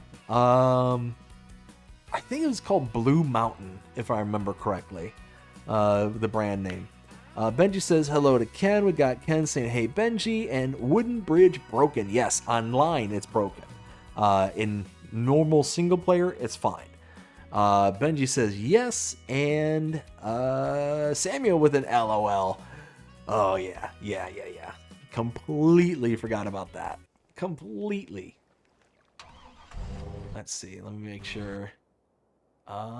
Is that done? Nope. What am I doing? Completed. Perfect. Boop. Collect. Alright, now... That's what should happen. Slow. Steady. Got it! Okay. Whew. Every time I go over that bridge, it's just the pucker factor that just oof. Just oof is just so terrifying. It's like I got the one vehicle. It's like, could I please not destroy it? Can I please not lose my truck into the river? Alright, so if I remember correctly... Is it... I think it's the one that's directly in front of me up here.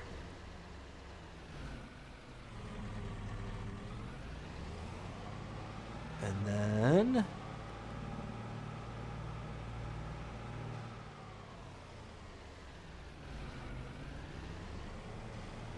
I think it's right here.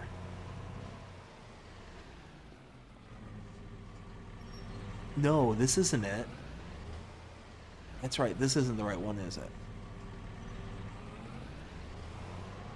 Oh, hey, there's a gate right there. I don't think this is it.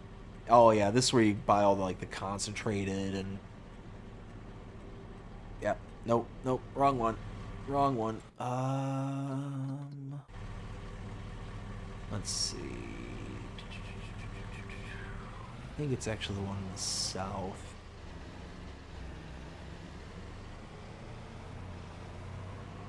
I think it's over here.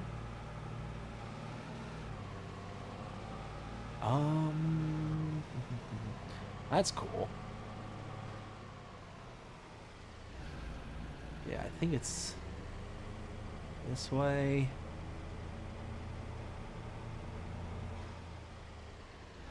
Get on the road! Alright, here we go. Yeah, I think... Yeah, construct so far. Yep. This is it. Prefab walls. Tools, there we go. So we need... Oops. Tools. 30 grand! Okay.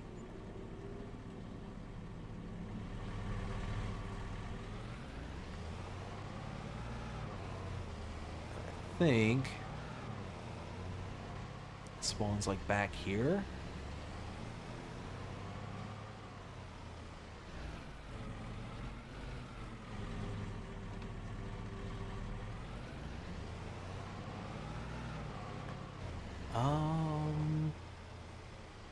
Oh.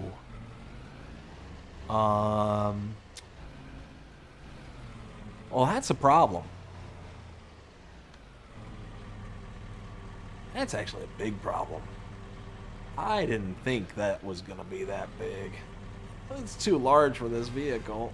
Oh, that's a problem. That's a... Well, I guess, can I... I don't think I can attach anything to this vehicle. Bleh. Let's see. Samuel says, LOL, Dust Bunny is back, and says hello to Mr. Samuel. Let's see. Oh, man, how can I handle this? I don't think this truck will hook up to anything. Like the... Alright, well, you know what? Let's take it up to the shop. Worst case, I'll have to get a different truck. To trade it out and get something else?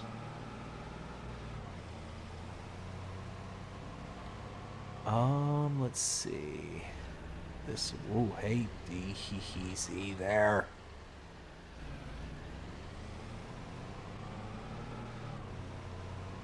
Head into the roundabout. Alright, so let me know. Let me know this, everyone. Is it just me, or are roundabouts the worst invention that has ever been made by man? I'm in the latter category. I think that they are awful. Well, actually, you know what? Single lane roundabouts are not bad. But down here in Florida and up in my home state of Michigan, people have gotten into their heads that, you know what? We need roundabouts. And not only do we need roundabouts, we need all of the roundabouts. And not only do we need all of the roundabouts, we need multiple laned roundabouts. And within those multiple lanes, there's not going to be a cohesive standard definition of what lane you need to be in order to get out of the roundabout. Nor are we going to have a standard definition as to how many vehicles can get out at any given time. So, for an example, in my home state of Michigan, in my hometown, as a matter of fact, somebody got it in their not so brilliant mind that they need all the roundabouts. And when they decided to do all this, there's a road towards the north end of town. And it's the main road as it kind of leaves the town and goes out into the country.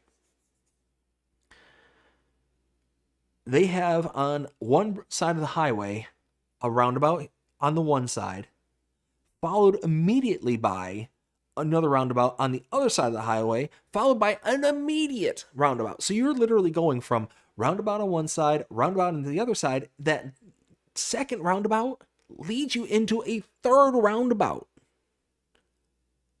Literally 1, 2, 3, like right on top of 2. It's like, why? Why do we need all these roundabouts? And then they made them multiple lanes. So when you go into the first roundabout on it'd be the east side of the bridge. It's a 2-lane roundabout, and that roundabout you can enter if you're on Main Street and you're going onto the roundabout, it will first, if you're in the right lane, it'll dump you off onto the highway. Like you'll be able to get onto the on-ramp onto the highway.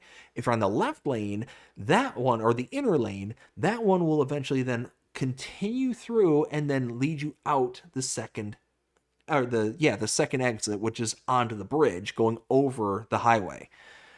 And then you can continue that around to the original entrance that you came into. Then you got the second one. Now the second one, because there is no off-ramp or no on-ramp, you actually have an off-ramp from the highway there. So you got 2 lanes, and again, this one you dual lane, go side by side, past the off-ramp, and then both of the lanes then have the option to then take the second exit, or the first exit in that one, and gets into the second roundabout there, right? So now you're in roundabout number 3, but they both can jump off. But then exit 1, or lane 1, we'll call that one the right lane, then they have the dump out for exit 1 there, and that's a little side road. And then exit 2, or lane 2, the inner lane, then can continue on, and then it gets dumped out. But again, lane number 1 can still go beyond that first exit. They don't have to be there. And then they both can get off. Or lane number 1 can continue around. So you can literally have traffic side by side, and then lane 1 wants to cut over, keep going. I can't tell you the number of accidents. Like, I've got friends that still live in that area, and they're like, this is an absolute nightmare. What were they thinking? And I was like, hey, I don't live there no more. I need some kind of trailer. So wait, no, my truck doesn't have a hitch in the bed.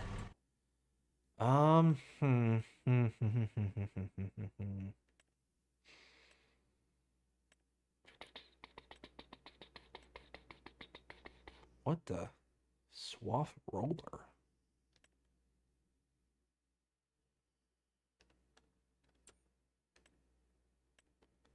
Echo Swath roller pack by BC Bueller. Huh. Oh, that's from BC Bueller's. Okay. It took me a second to realize what I was looking at there. Let's see. You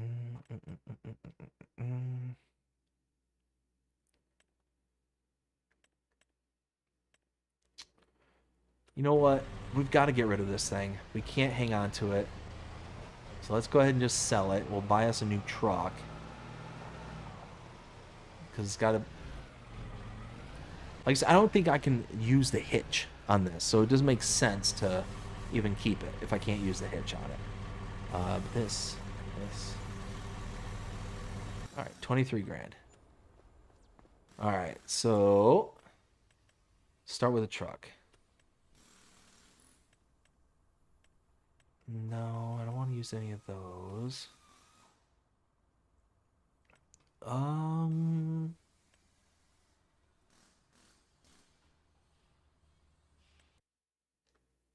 could do something like that. Oh, flatbed. That probably wouldn't even fit. We'd have this. We'd be able to connect to something, but we'd have eventually the same problem. So I don't want to get that because just we'll end up like pigeonholing it. It just only get used for certain things, and I feel like we can do better. The dragon, maybe? But see, this might be too small. I feel like that's going to be too small. International. But again, I think it's too small.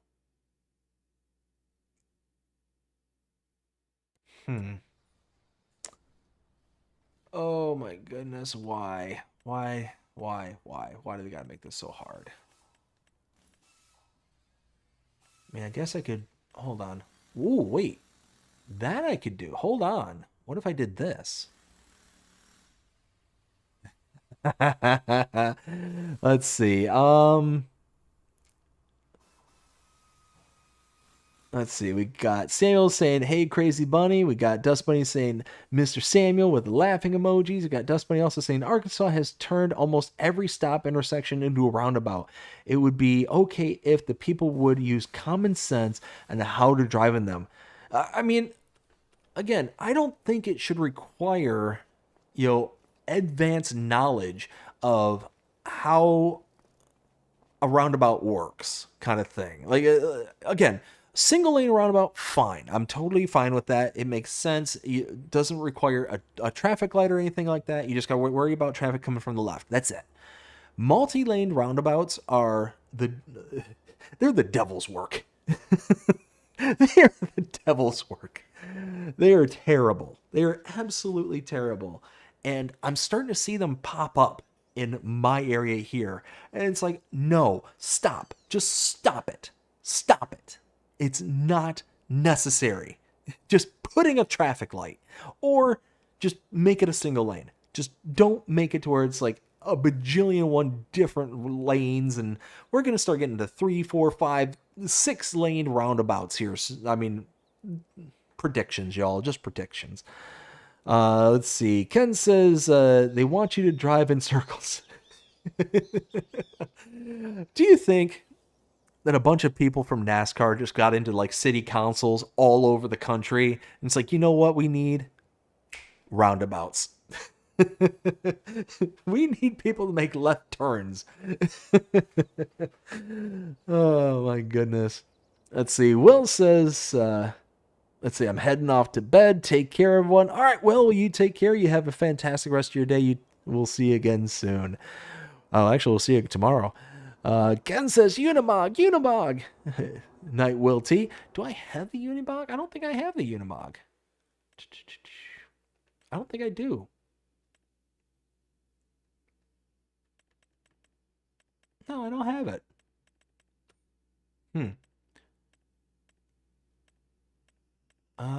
I don't. Nope, I don't have it. Wouldn't be a bad one though. Let's see. We got Dustmoney says, "Take care, Mr. Will T. Gaming FS Encyclopedia." All right, you know what? Let's.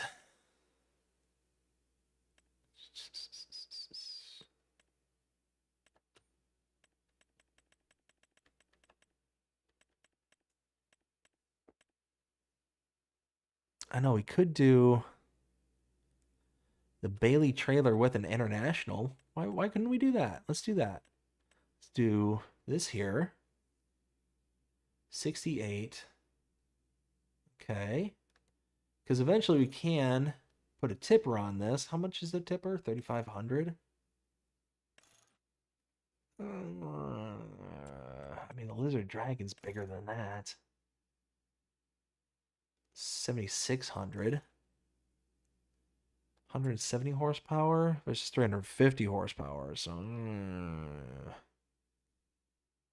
all right, you know what? I think we'll go with the international.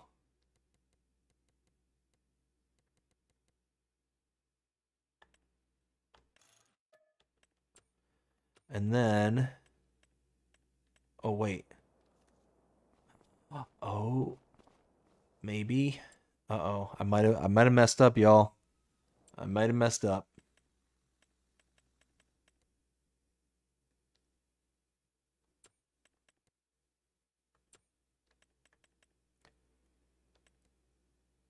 Oh, these are all pin hitches. Oh, man. I think I messed up. Yeah, these are all pin hitches. Anything that's not a pin? Nope. Nope. Of course, everything's a pin hitch. Crap. Well, you know what? Let's just try. I guess we'll try the Bailey. If it connects, it connects. It doesn't, it doesn't. That's all I can do. Yes. Okay.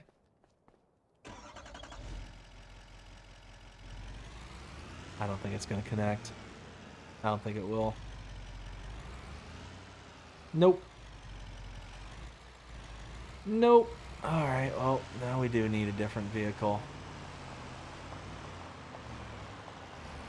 Yo, Ken suggested the Unimog. I might just download that real fast.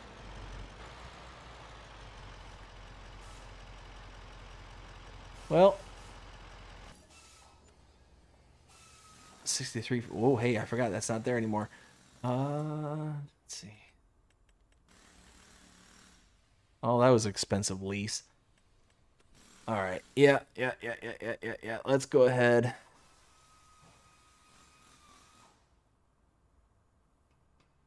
Oh, the Unimog's the Mercedes. Oh, duh. What am I thinking? Oh, yeah. Okay. Yeah, but it's got a small bed in it too. But does it have the connectors? Oh, it does have the. It does. It has the pin. Okay. I'm picking up what you're putting down. What about this one? What's this one? 206. No.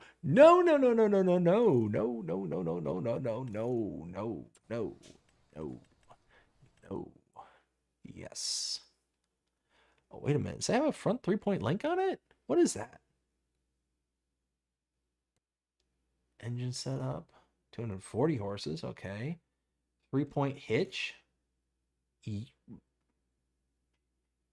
Yes. Sidewalls. No. Yes. No. This is basically a tractor.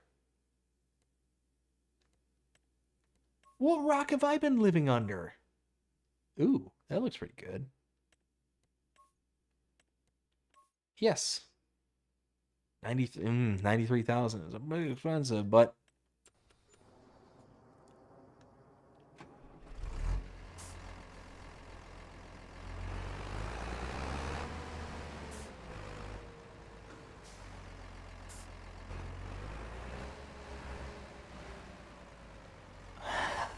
Whoa!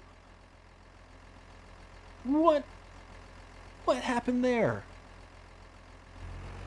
Okay, well.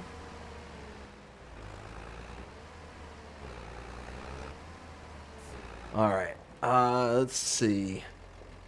We'll set under medium tractors. We got, Ken says 3-point hitch, front and back. Ooh. I like y'all's suggestion. The newer one is better. Yes, I'm sure it is, but I'm not made of money right now. Let's see. Samuel says the new game name is Firefighter Ignite for play on PS5 and Xbox Series. Ooh, okay. Okay. That'd be something worth looking into. All right, let's see how this works. I think.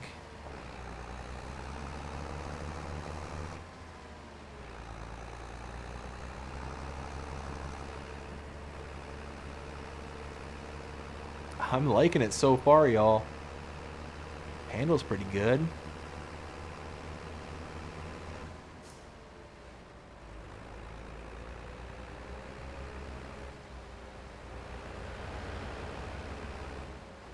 Alright, where was this at again?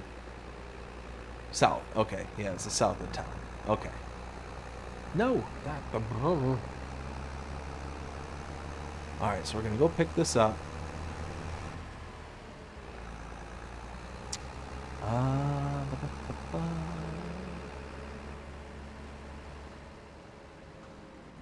And this way. Alright, so now. Oh no. Oh, come on. Pull. Come on. Power.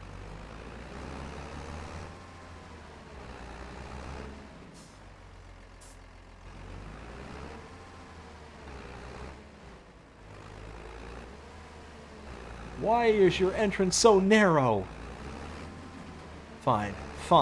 You know what? I'll go in the back.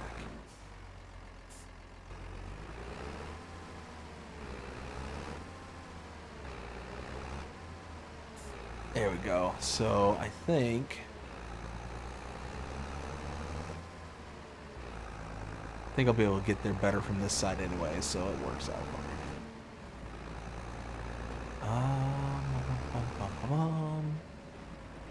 Get spun around.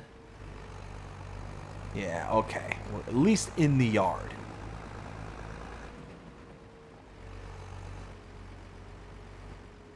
Alright, so I don't think the Unimog itself will be able to pick up the...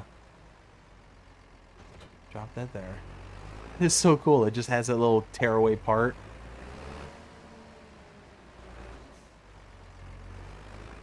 Okay. So, boop.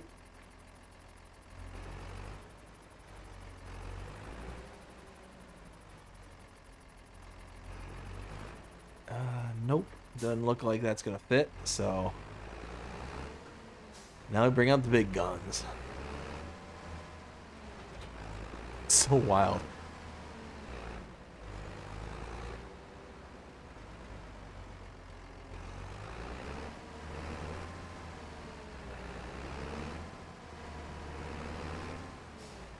Alright, here we go. Might have to make like 5 trips back and forth. And boop.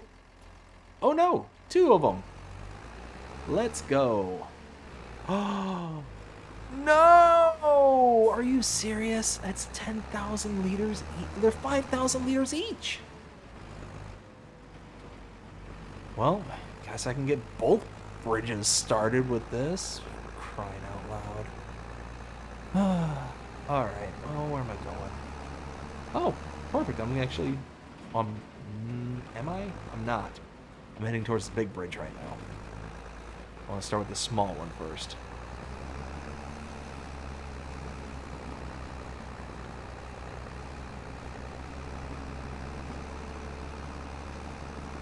Now, I hear that the small bridge doesn't work. I've heard. We're going to confirm.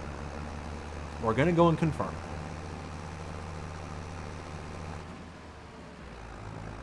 So, Let's go this way. Actually handles really nice. I'm actually really impressed with this truck so far. I like it.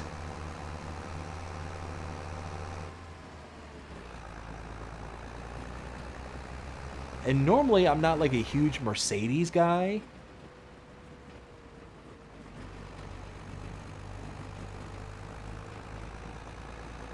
It's actually funny, my sister-in-law, she was talking here recently, and she's like, you know, I think I'm gonna get a new car. And she's like, but I really kind of want something like a little bit fancier, you know? And she's like, oh, well, maybe I'll get a Mercedes. Like, no, don't get a Mercedes, don't. And I'm sitting there like trying to talk her out of it. And she's like, well, why? What's wrong with a Mercedes? And it's like, there's nothing wrong with a Mercedes until there's something wrong with a Mercedes. Ooh. Oh, come on, power, power. It's actually pulling pretty good, actually. Holy smokes. But I was telling her, it's like, there's nothing wrong with Mercedes until there's something wrong with it. You know, pretty much anything like German or anything, like, they all have relatively the same issue, is that once something goes bad, it's extremely expensive to fix, and it requires a bunch of specialty parts. And I was trying to tell her, it's like, look, you know, yeah, it's all fine and dandy, but the problem is that when you have to start replacing stuff, you know, fixing it up and all that, it's going to cost you an arm and a leg kind of thing. And you might enjoy it when it's brand new, but eventually it's not going to be brand new. And I seen you drive. I know how you drive. So not going to remain new for long kind of thing. So maybe you ought to consider something else. Well, see, it took it.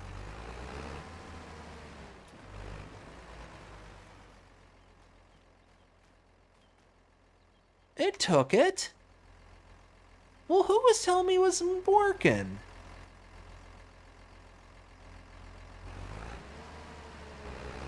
Here, you know what? We got to do this.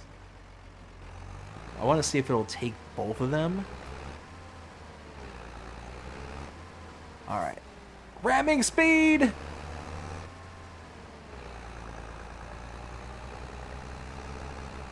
Aw. Well, that was underwhelming at best. All right, let's try this. Let's unload. No, not on that side. I want to unload on the right. You. Yes. Unload. There we go. Now, can I bump it? Can I push it? Maybe. Maybe.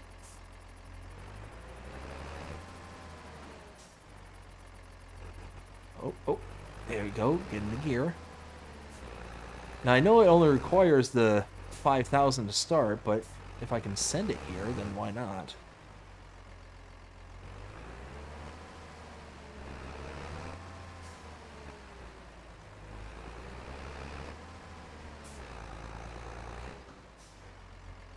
Oof. Alright, come on. Because I can't load it onto this thing. So, because I can't load it on there, then I've got to basically do what I'm doing. Nope. Nope. Nope. I don't think it's going to take it. I don't think it's going to take it. Okay, that's fine. That's fine. It's just a starter. Now can I pick up the trailer and back up into it to pick it up with the trailer again?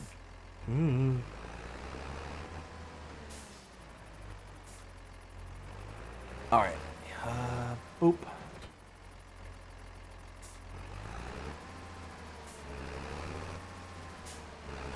You know what just dawned on me? I don't need to lease out that tractor anymore. Ooh, because I got 3-point links. Why do I need a tractor? No, what am I doing?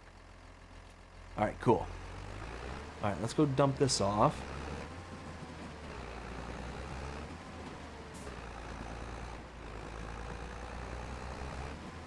Here, how many?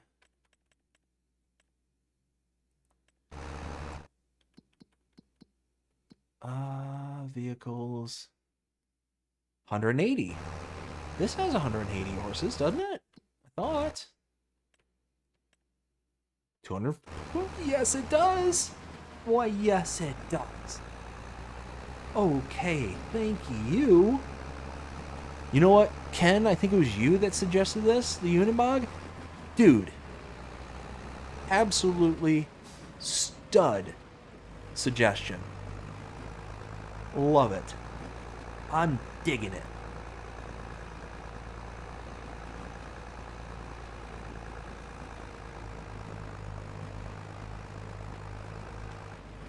Wait a minute. 4,936. Had to have taken some of it. That's weird. It's actually really weird.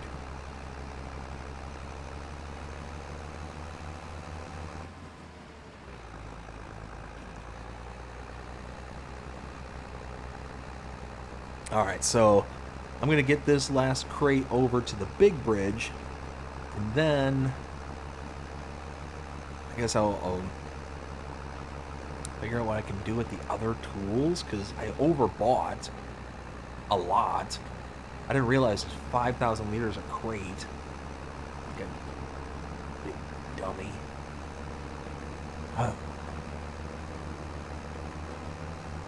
I mean, technically it was the first time I bought it, so how would I have known that it was going to be something other than 1,000 liters?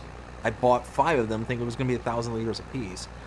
Unless it said it somewhere and I just completely overlooked it, which is possible.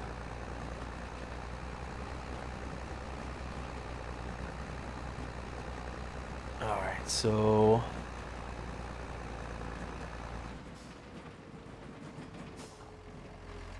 yeah, this one requires 10,000 liters, so boop. Yeah, there we go. Now we're cooking. You know what I like about this truck too is it's really stout. Like, it's really short, so it actually turns really well. And the hitch position on it is really far back, so you get a lot of articulation in your trailer. I like it. And it's a tractor. I mean, at the end of the day, I get to use this as a tractor. I can substitute out my other tractor that I bought, or at least, and now I bought a tractor. I bought my first tractor.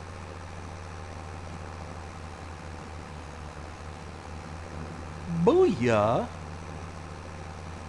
Okay, well...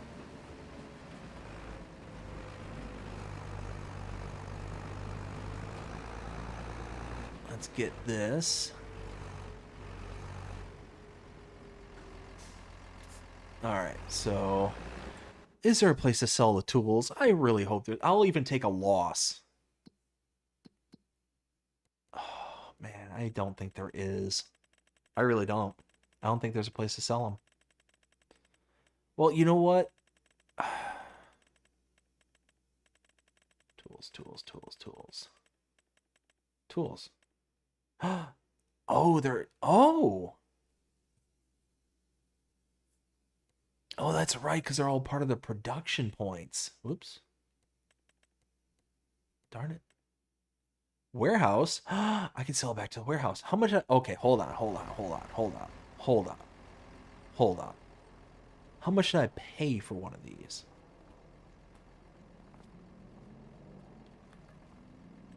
Tools. $6,120. Wait.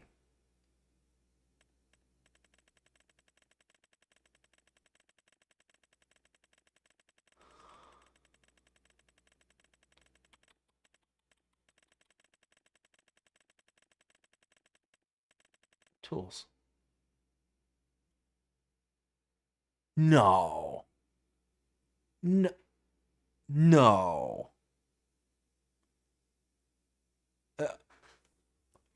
This is priced per 1,000 liters. I've got, each crate is 5,000 liters. Did I buy it for $6,000 and I can turn around and sell them at a huge profit? That can't, no, I've got to be, my math can't be mathing. There's no way. There's no way.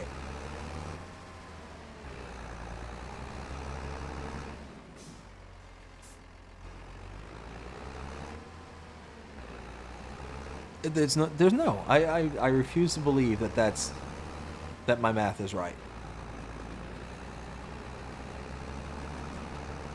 We're gonna take the one to the bridge. We'll take it to the bridge, and then we will try and sell the other one, I guess, and see what kind of money we get for it. That just doesn't seem right. Let's see. Dust Bunny says, Mr. Samuel, please do not use all caps. There's no need to shout at BDD. He can hear you, sir. Thank you. This is your first warning. We got Will says, Dust Bunny, I warned him twice last stream. Can't fall asleep. LOL. I'm sorry to hear that, bud. We got Dust Bunny says, I get insomnia too, Mr. Will. No, I know the feeling. Oh, hey, let's pay attention to the driving first, because we're coming up to the river. Don't need our brand new truck into the...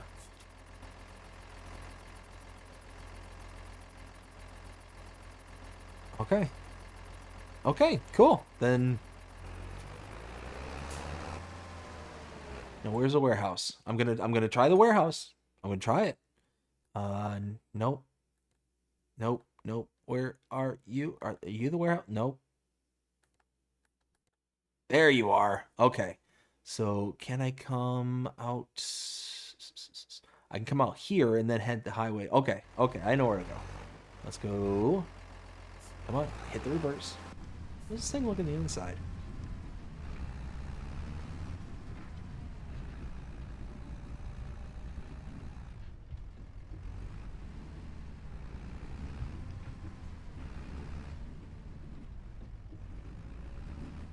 And look at, you know what, I like this too, because most trucks, especially like the semis and stuff like that, you don't get the rear view. Like, you can't see out the backside. Nice big mirrors, so you're just missing like a center mirror, which, I mean, whatever. That pattern though. What is that? Whose idea was that? Oh my goodness. All right. Oh, oh, oh. There we go. Okay.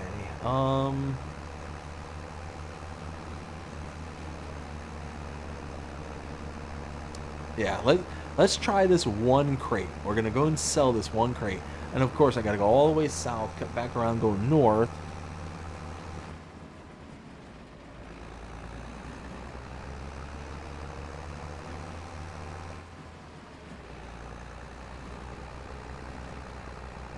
I tell you what, we've got a 55-mile-an-hour tractor. It's like kind of dawning on me. Like,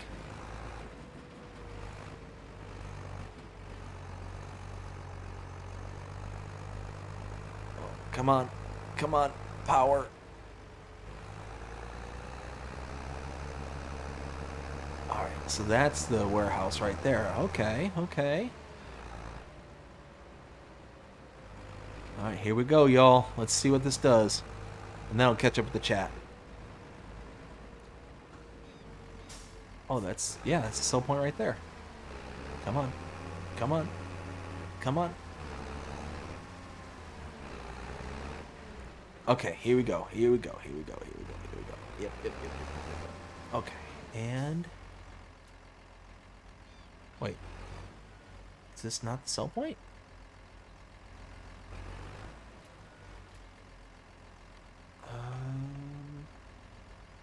Nope.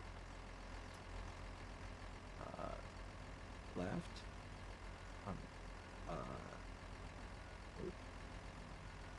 I'll just press the right. No, I didn't want that one.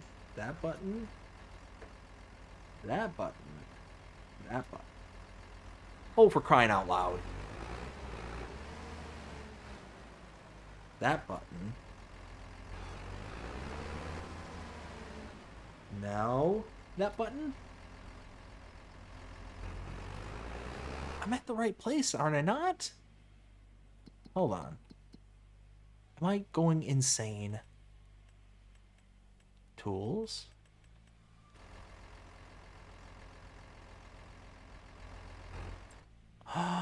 I'm dumb. That's where I buy them. That's where I buy them. That's not where you sell them. That's where you buy them. Okay. Okay.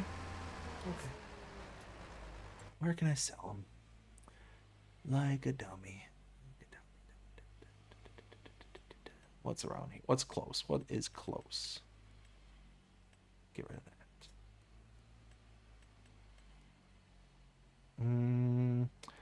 4,000, 2,000. So it's this one. Where is this at? Where are you?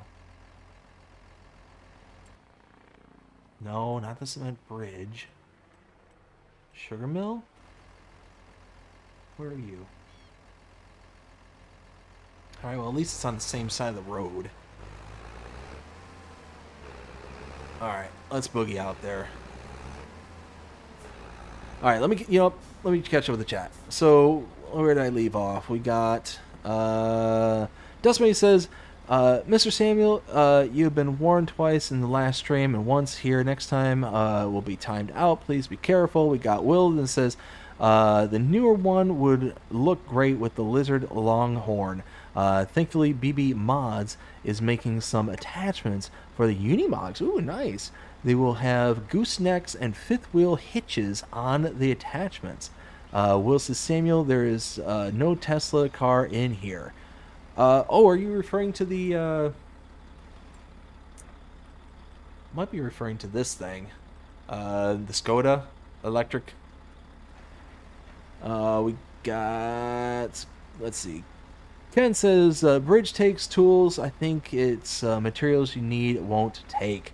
Dust Bunny says, hopefully the bridge will be updated soon so it can be built correctly. So is there a problem with the bridge? I'm not sure why, but YouTube chat here keeps freezing on me. Huh, that's weird. So is there a problem with the bridges? Like, I heard, like, it looked like it was going down. It looked like it was doing something. Alright, so go this way.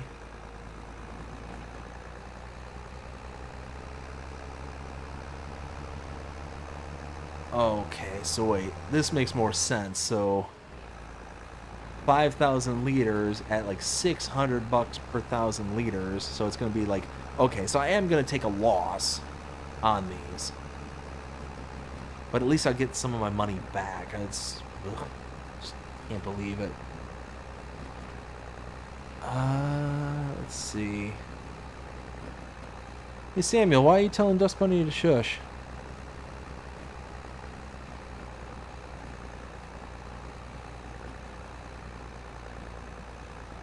What's going on? What did I miss, y'all?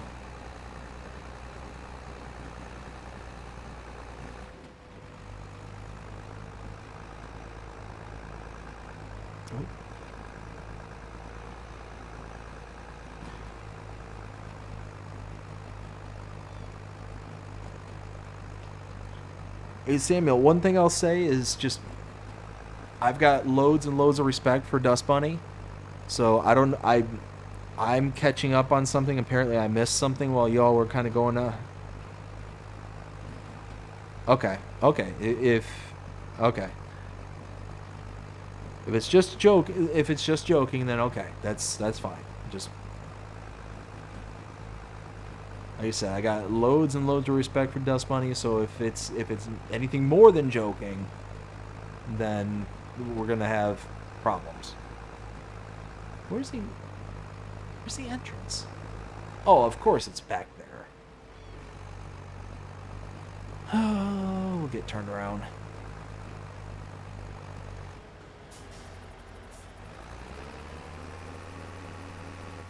Come on. Power. Oh, come, turn. Yeah, there we go. See, look at that. Name one other vehicle in-game that would have been able to do that that wasn't a four-wheel turning vehicle. Like, this is just a single-axle turning vehicle. And this thing just made a big U-turn with a trailer. I like it. Let's see, not here, I don't think.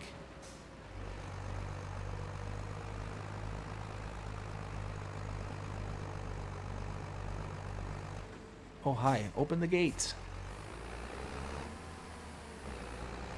I don't think that's... Okay, that's where the sugar cane goes in, is right there. I think.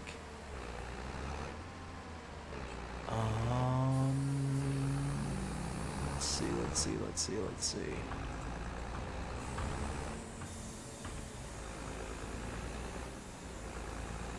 Or maybe that's where everything goes in?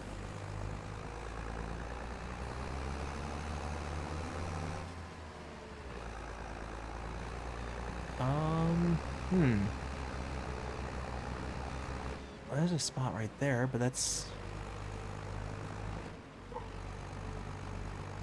Oh, doggy's dreaming.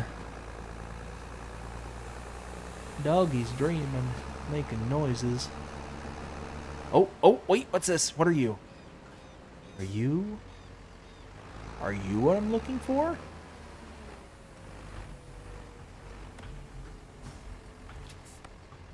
Yes, okay. So yeah, we took a loss. We took a pretty heavy loss on that.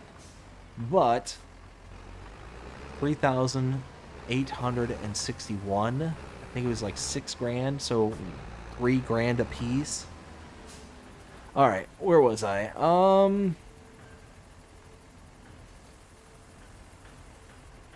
Dust Bunny says thank you. No problem there, Dust Bunny. Says, oh dear, Mr. Samuel, you were asked 3 times to not use all caps, so now I'm gonna time you out. Okay, so yeah, I apparently am keep looking away at the wrong time. Let's see. Benji with the eyes wide open, and Ken says, great vehicle, too bad about those seats. Right? Look, what is that? What are those? What is that? Who thought? Like, what year was this? What year was this manufactured? Like, this medium tractors, right? Yeah. Oh, it doesn't tell you. Aw, I've got one of those mods that tells you like the vehicle years. So like you can see here under the Steyr, bottom right hand corner with the calendar, it says 2020. This was a 2020. But this one apparently hasn't been filled in just yet with the, like, I don't know when this is made or if it's brand new or whatever, but yeah. I mean, that screams like 70s, like 60s, 70s. Just out of curiosity, what's the headlight situation? Ooh. Ooh. Oh, hey, go.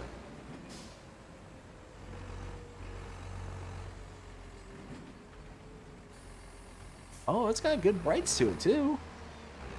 Oh, really good brights. Wow. Okay, let's turn those off. All right, where am I? Oh, okay, so I can just hit the roundabout and then head south. Perfect. Alright, so at this point, I'm going to grab the remaining ones. I'm going to sell them off so at least I can make some of my money back. Then, I'm going to... really, it's just a waiting game from there. I might as well skip to the next month. What time is it? 12:14 already. Wow. Alright, y'all. I mentioned earlier how... it was kind of a rough start to the stream, and I was feeling really kind of bleh. I want to thank you all for coming out here tonight, hanging out. And I'm getting a little bit of a pep in my step. So, want to thank all of you for coming out, helping out with that. And, like I said, it doesn't... I don't feel better, but it's... how do I say this? It's still with a heavy heart kind of thing, but at least it's tolerable at this point. You know what I mean? It's weird. It's a weird emotion to kind of put into words. Let's see. Okay, so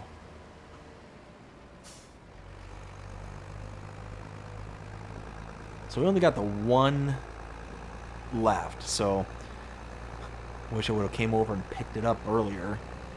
Again, apparently I'm just loaded dumb today. Well, you know what? That was back before. Okay, never mind. So, not so much dumb as much as it is just I was making sure that there was, like, some kind of and there was. It was complete misreading and misunderstanding by me. And, oh, hey. Auto grab. Perfect.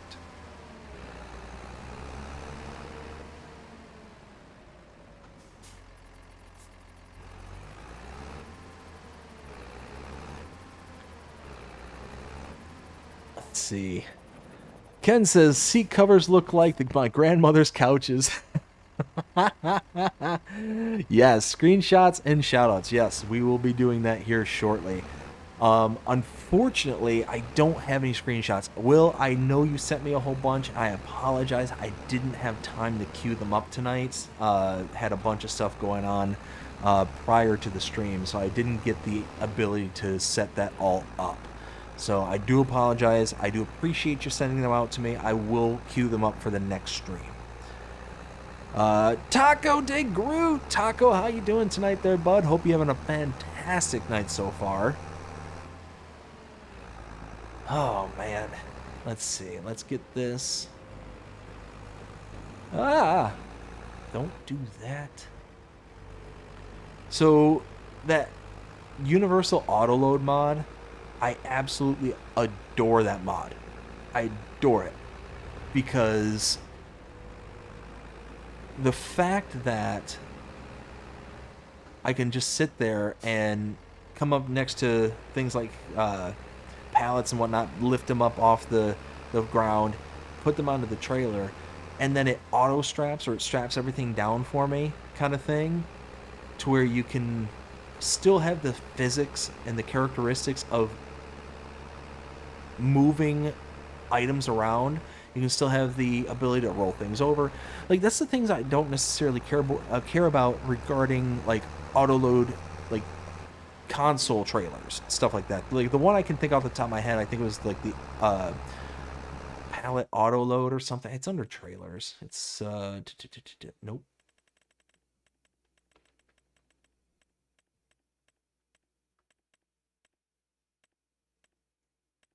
I thought I had it installed, but I guess I don't. Oh, no, wait. Yeah, these ones. The only problem with these is that it removes the physical characteristics of the item that you're towing around. So you lose the weight, you lose the resistance, you lose everything. It's just like you're just towing around an empty trailer. And then you just take it, and then you're kind of good to go from there. This, the Universal Auto Load, just picks up the pallets and just loads it onto the trailer. I love it. I absolutely love it as a mod. There we go. Let's take this out.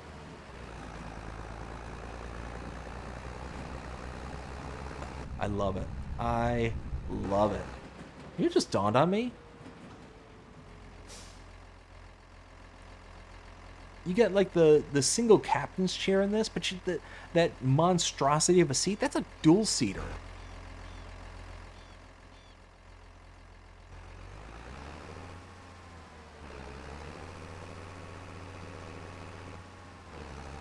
Let's see. Let's get that.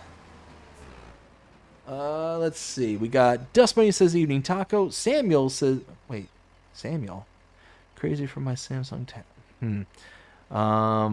Let's see. Taco says, I went a bit through the chat. Why do I not see anything from Samuel? Said, I think that's because he was timed out on the other. I think he's got a couple of different logins. I think he just used his other one. We've got Ken says Pippa sent you some screenshots as well. Yes, she did. Yes. Like I said, I didn't queue him. Didn't have time to queue him up. Unfortunately, I got back extremely late from.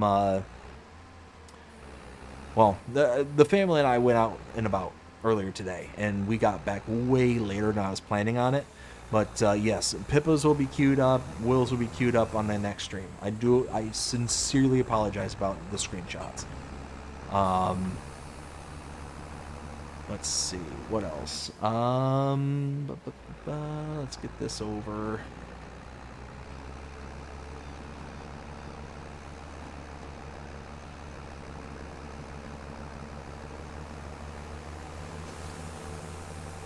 See, it's things like this whole sales station, the sugar mill that you got here.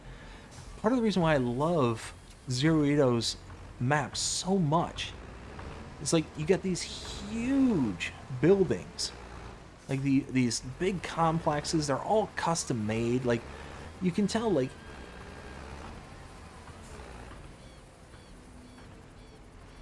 that was an interesting sound. Sounds like a drill or something. I don't know what's going on. Anyways, we got let's see. Taco says, I'm doing great. Hope you guys doing well. Yeah, it was all right. I'm doing okay. I'm doing better now. Earlier in the stream, not so much. Now I'm doing better. Now that I'm able to kind of, kick back and relax with y'all, it's going good. It's going good. Let's see. Taco says, I like some drama. Haha. Benji says, that's because he has been hidden from chat. Taco says, hi, Dust Bunny. Dust Bunny says, okay, Mr. Samuel, just because you have another account, you will now be timed out on this account as well. Do not use all caps again, and you'll be booted. We got Taco says, yeah, see something screaming about the Samsung tablet. Yeah. And then we got Dust Bunny says, Mr. Samuel, stop ignoring me or you'll be removed permanently. Like I said, I fully trust Dust Bunny and what she says. So if she's asking you to stop, Samuel, please let's just chill out. You can sit here and we can all have fun. If people are asking you to stop using all caps, then just stop using all caps. It's not a big deal.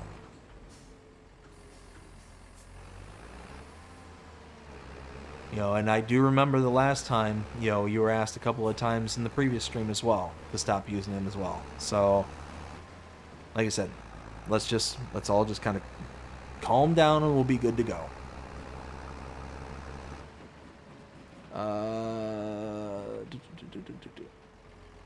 Where was I? No need to apologize, Dust Bunny. No need to apologize whatsoever. Like I said, I completely and wholly trust you. If things are, going crazy in the chat, then you do what you think that you need to do. I trust you.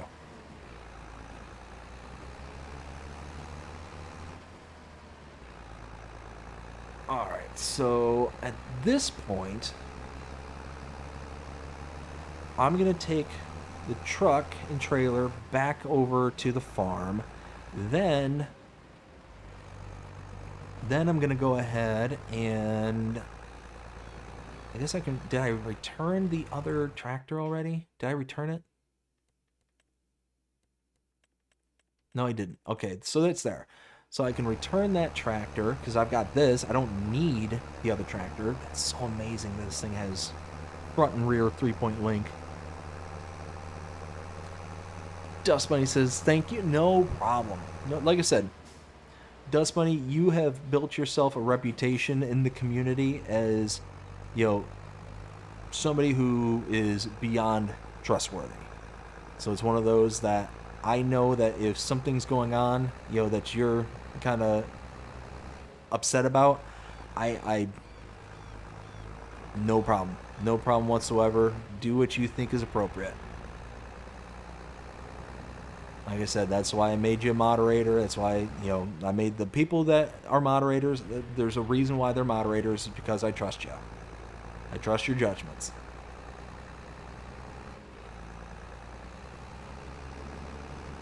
Appreciate your kind words. Thank you again. No problem whatsoever.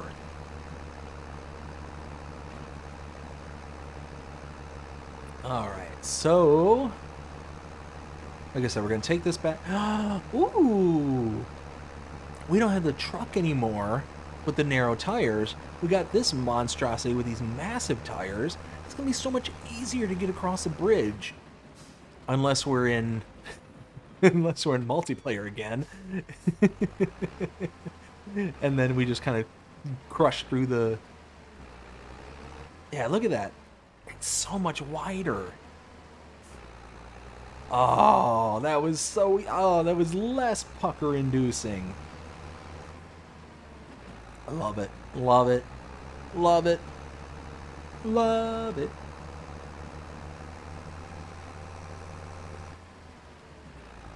This is, like, seriously, this was an amazing suggestion, y'all. Amazing suggestion. Thank you.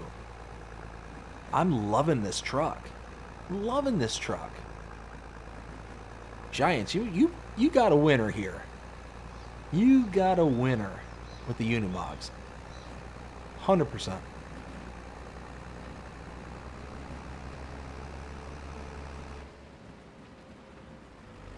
There we go.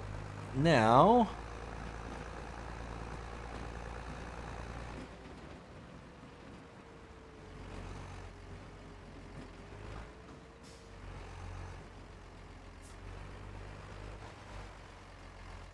Oop, open the gate. I don't know why, but I said open the gate and it's just instantly got shot into one of the, like, medieval time movies, like one of the millions I've seen up until this point. It's like, open the gates. All right, so this is what I want to test out. I want to see this. Open that up so we can actually drop that weight.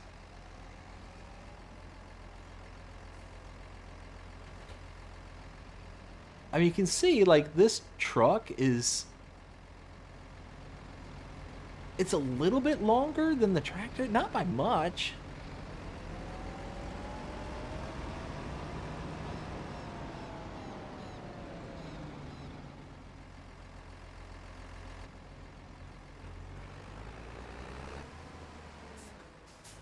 All right, let's see. Oh, zoom in. Oh, I love it. Oh, this is so cool. And a front 3-point leg. That's awesome. That's so cool. All right, cool.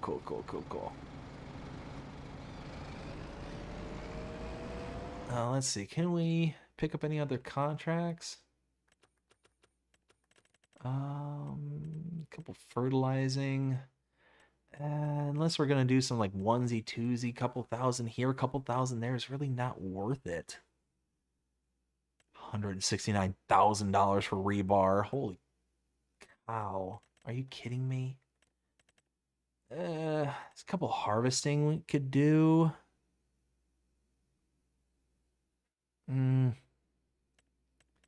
Like 10 grand. Yeah, nah, it's really not worth it. All right. So now let's take this back to return the lease. Then I think I'm just going to skip a day. I think I'm going to skip a day and take a look at contracts in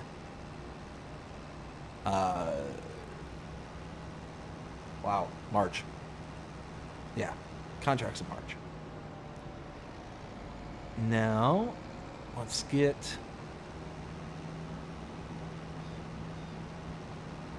back over to the other side.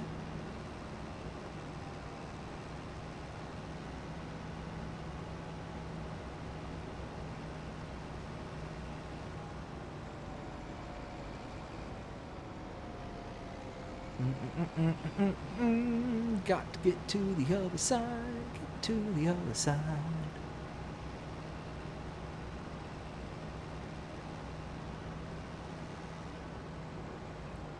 Take me to the other side. Oh. Easy. See, I got cocky. I got really cocky there.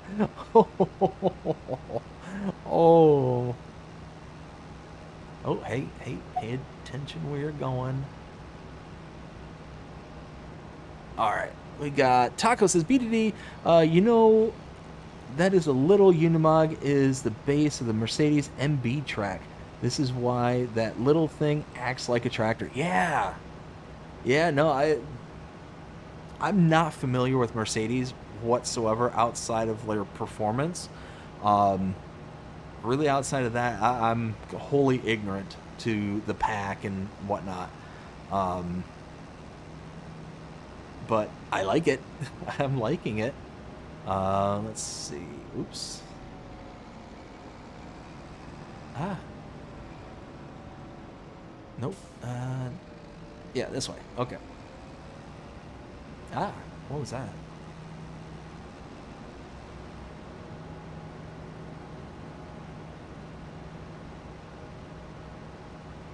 But yeah, no, so I was saying earlier, and I think I got distracted, but so I started talking about how I ended up working all morning, starting to brush hog the backside of the property. And we got about half of it done. And wow, what a difference it made. Because in the back part of the yard, we got a lot of that, I think it's called bullgrass. It's that stuff cuts the bejeebers out of you. You go walking through it, and you're gonna regret it, kind of thing. I don't want to repair it. No, I'm returning it. It's not mine. And let's see there. That does look good. I do like this thing. That's awesome. Anyways, so ended up brush hogging, doing all that stuff, getting through all that bullgrass. My legs are all chopped up to bits at the moment. Tons of little nicks and cuts everywhere. Let's go ahead and skip over to the next day. I hate how they follow you. I hate how they just sit there and stare. I don't like it. I don't like it. All right, next day. And so my legs are all cut up and whatnot. We got about half the yard done. We're going to do the other half tomorrow morning. And as we're kind of going through and doing all this, we're kind of getting a better understanding of what's in the backyard kind of thing. Because in the whole property line, it just runs downhill away from our house. And it's one of those where it's really wild to see the transformation. I was out there, and when everything was done, I was looking at the back property, and it's like, wow. Like, there's actually a yard. It's wild. Oops. That's not what I meant to do. A harvesting contract. Oh, what kind of harvesting? What did I just accept? No. No. No, no, no, no. No. No. No. No. No. No.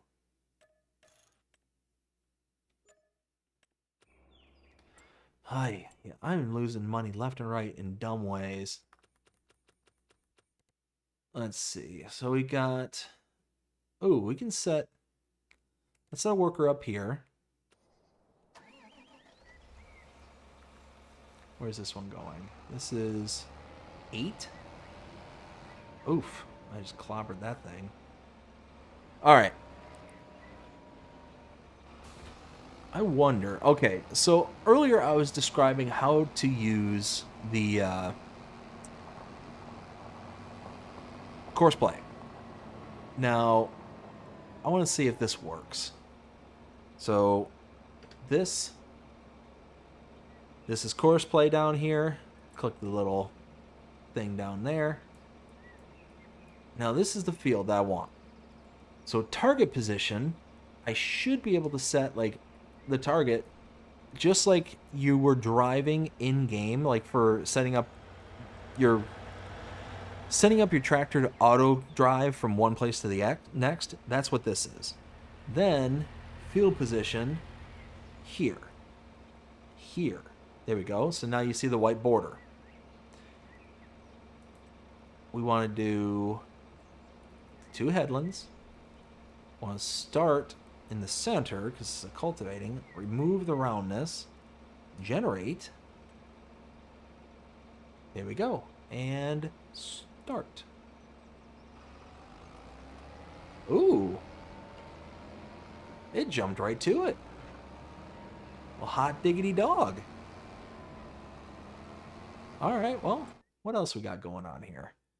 Oh, we got a couple of fertilizing contracts we can do. Some some wheat harvesting. Meh. Oh, 15. Ooh, no. Spinach, no. No. Oh, a couple spraying. Could do. Oh, yeah, we could do that.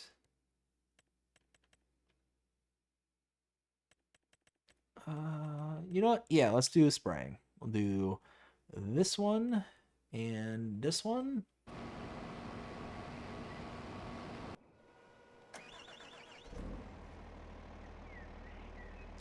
Let's see, where was I? We got Taco says, I'm not talking about the pack, I'm talking about real life. Yeah, no, I caught that. Yeah, no, I'm just wholly ignorant on the whole Mercedes, like, kind of agriculture line. I'll be actually kind of honest. I was not aware that Mercedes had a, like, an agriculture line before the pack was announced, kind of thing. I'll be 100% honest with you. Was not aware of it. So we're doing herbicide. Let's see. Load these up real quick. Do those couple of spraying contracts. Where are those at? So 74 and 21. Yeah, so you see how the tractor made it all the way down there. It's getting into position. And then it's finding the home. The first kind of location right there. Did it all on its own. I haven't had to... Let's see. Benji says, were you wearing shorts? It's Florida, Benji. Yes, I was wearing shorts. By the time it was about 10 o'clock in the morning, it was probably 85 degrees. It gets hot. So, yeah, unfortunately, pants, I'll deal with the cuts on my legs rather than sitting there and keeling over from from the like a heat stroke. But no, so like I was saying though, it's, oh yeah, it did fill up. Okay. Well, I mean, I guess I'll go 2 for 2. I'll see if I can get this one over there as well. So we'll get it to about right there. Oof, thing does not want to stop. That. Okay, I guess we can start here. So target position.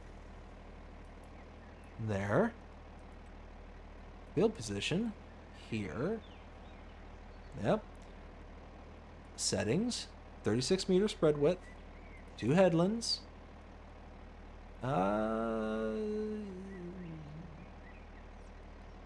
Yeah, we'll go center first. Why not? Boop. Boop. Generate course. It's thinking. Couldn't generate. Oh, because, okay, so it's not wide enough for 2 headlands. What about 1 headland? Generate. That's better. That's much better. And start. Okay. Are you gonna go?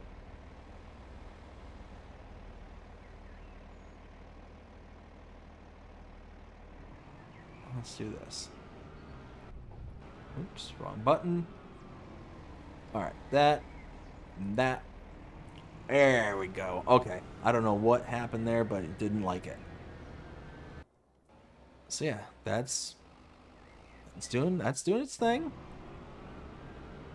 Let's see. 85 is a nice temperature. Yeah, all things relative. I would imagine that at your neck of the woods there, Taco, that, yeah, 85 would be a really nice temperature. Out of curiosity, what kind of temperatures are you seeing nowadays? Let's see, where is it? Wait, why was that the course you took? Why did you cut through somebody else's field to get to this? Oh my goodness. That's hysterical. All right.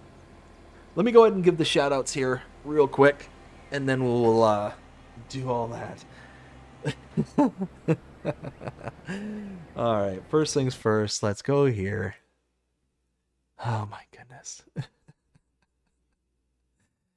Where? Nope. That.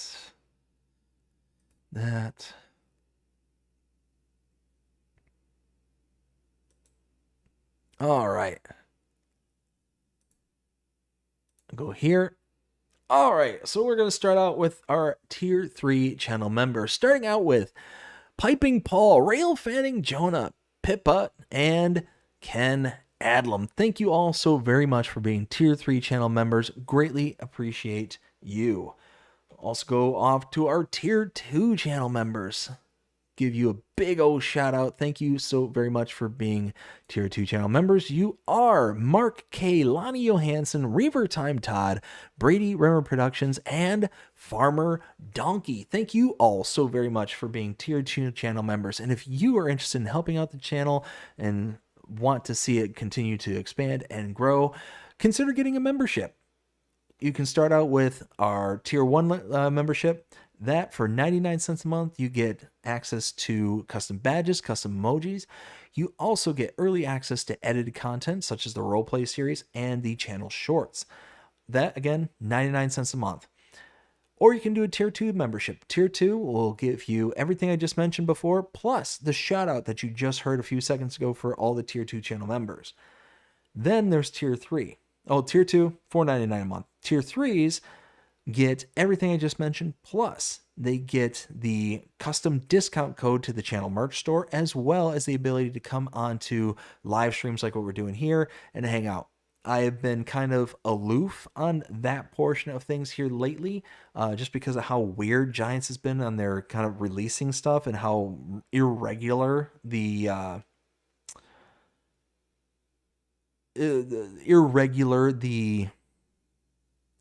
streaming has been, but we're going to get back to a more regular kind of standard, and we're going to continue to have those people on. So again, that's all $9.99 a month. So again, thank you all so very, very much. I greatly appreciate you. I also want to give a big shout out to all the channel members, all of you, plus all the subscribers.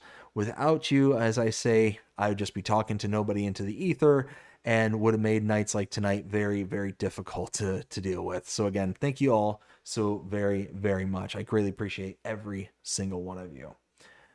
So also want to give a big shout out to the channel merch store. If you are interested in also supporting the channel, but you now want to sign up for that kind of month-to-month commitment, go ahead and check out bddgaming.creator-spring.com. There you can get t-shirts, hats, you can get the little beanies, you can get coffee mugs, you can get so much stuff with channel brands. I'm going to be putting some new stuff on there before too much longer, so be on the lookout for some new stuff hitting the merch store here before too much longer. Again, big shout out to all the people who have purchased stuff in the past. Greatly appreciate every single one of you. We got Crimea River, we got Will T Gaming, got Jonah. All of you, thank you so very, very much. Greatly, greatly appreciate you. So now let's get back to the game itself. Let's kick over here so we can actually hear the game. And for some reason, it started in a really funky position. It didn't start at the beginning, so I'm going to restart the course because it should have started at the beginning rather than where it did. And yeah, it looks like that's doing what I expect it to do now. Let's see. Oops. That's not what I keep meaning to do. Try that one more time. There we go. Around 90 to 94. Wow. Yeah, I could imagine 85 being nice. See, I'm the kind of guy that's like, if it gets into the 70s, I'm a happy camper. I am a happy, happy man. And tonight is like 71 right now. 71 outside. That's a good time for me. That's a good temperature. I'm gonna let the dogs out after the stream, and it's gonna be one of those where I'm gonna be walking around outside and it's like, oh my goodness, this is what Florida's like without the heat and humidity. Okay, I can sign up for that. For the 2 months that it decides not to try and boil you. Yeah, see, now it's going to chug all the way over to that little up arrow there. That's the starting grid. Yeah, you can see it right there kind of hovering in front. And I think it's probably going to turn around. So I think the direction's in the other direction. Maybe? No, it is going in the right direction. Okay. Huh. Oh, yeah. Okay, so that's the course. Yeah, okay. Nice. I like it. So, yeah.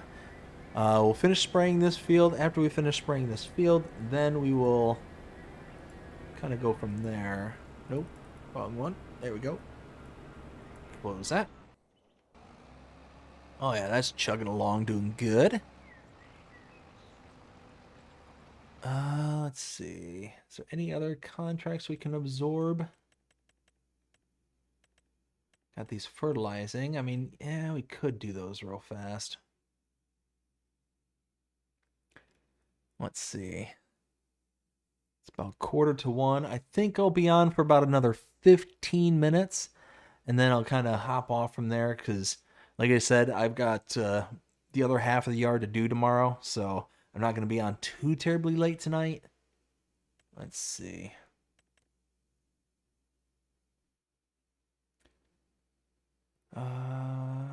Yeah. Go ahead and do that one. That one.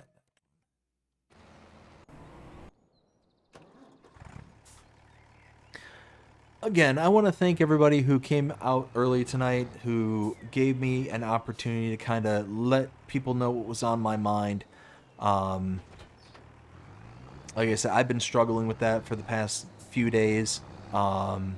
Still am. It's not going to go away anytime soon. But I just want to thank y'all for like bearing with me. I know it's not the normal kind of stuff that you're used to seeing around here, but one of those where I'm grateful to have this platform and to have the ability to be able to kind of vent the way that I did at the start of this stream. So again, greatly appreciate every single one of you. Like I said, without you all, I would just be some random guy talking to the ether. And on days like today, and how things have kind of gone over the past, 3 days, I'm just grateful that y'all are, that y'all are there. So we're going to 63, 70, and 34. 63 far right, 70 next to that, 74 next to that. Okay. Well then.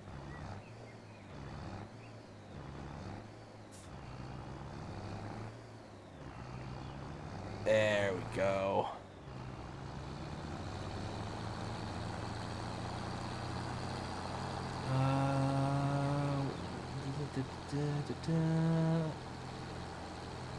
Why are you stopping? Don't stop. So if I go this way,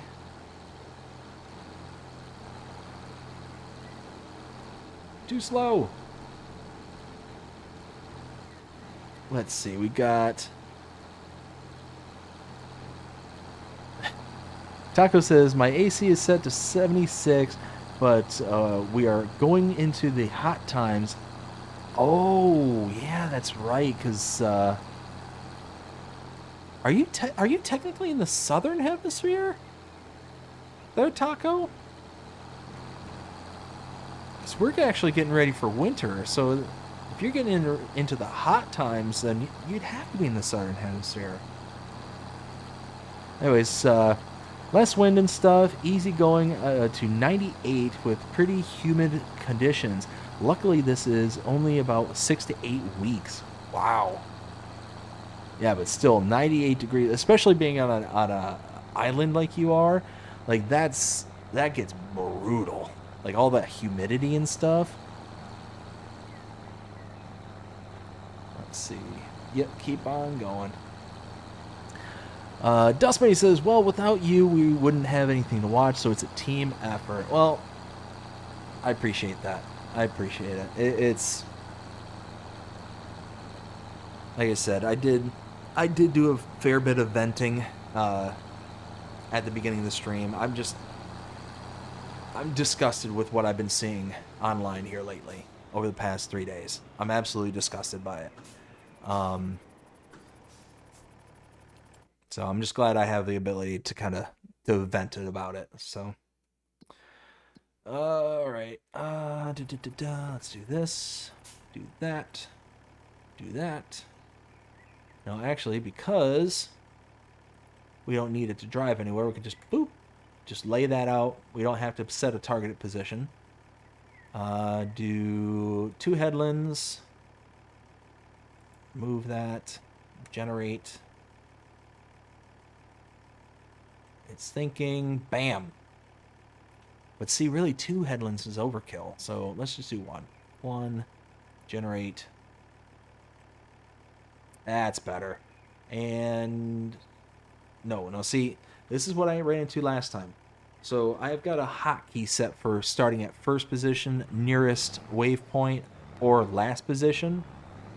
I just hit the hot button for the first position.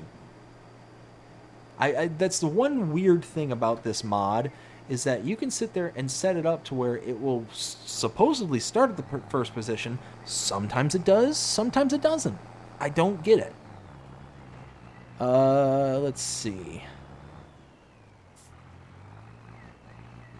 Taco says, dialed in a bit later, so I'll have no idea what your point. If you're interested, feel free to check out the earlier stream. I don't want to rehash it, kind of thing. Like I said, it was one of those that's been bothering me over the past 3 days. So I'll leave it at that. If you're interested, if you're curious on why, like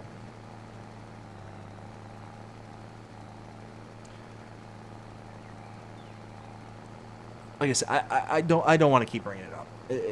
So if you're interested, feel free to watch the beginning. It was not long, kind of thing. So it's completely up to you. Northern Hemisphere. Okay. The hurricanes take the wind away. We're about at the outskirts of the hurricane. Yes. Okay. So I was, for some reason I was thinking like, okay, well, if you're in the southern hemisphere, they're getting ready to have their summers. We're getting ready to have our winter. I don't know. I don't know what the heck I was thinking. But let's see. Taco says, now look at that yellow MB track and imagine it's a Unimog.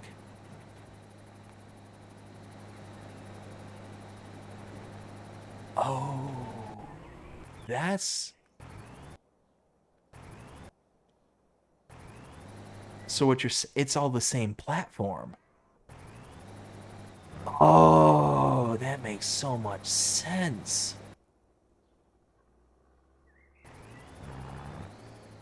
But you know what? I tell you what, from an engineering standpoint, that's genius. Why make multiple different styles of frames and all this stuff when you can have just like a different tire pattern or a different body that goes on top of it? That's brilliant. Like I said, from an engineering standpoint, that makes total sense. You can have all these different components that are just hot swapped out. So you can make one subframe and then just go from there. Okay, Mercedes, I'm picking up what you're putting down. That makes total sense. That's actually really cool, though. That's really cool. I like that. Let's see. Oh, wait. I'm in the new month. Ooh.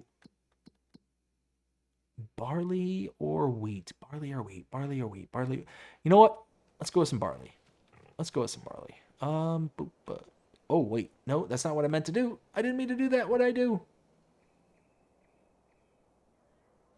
There we go. And barley. There we go.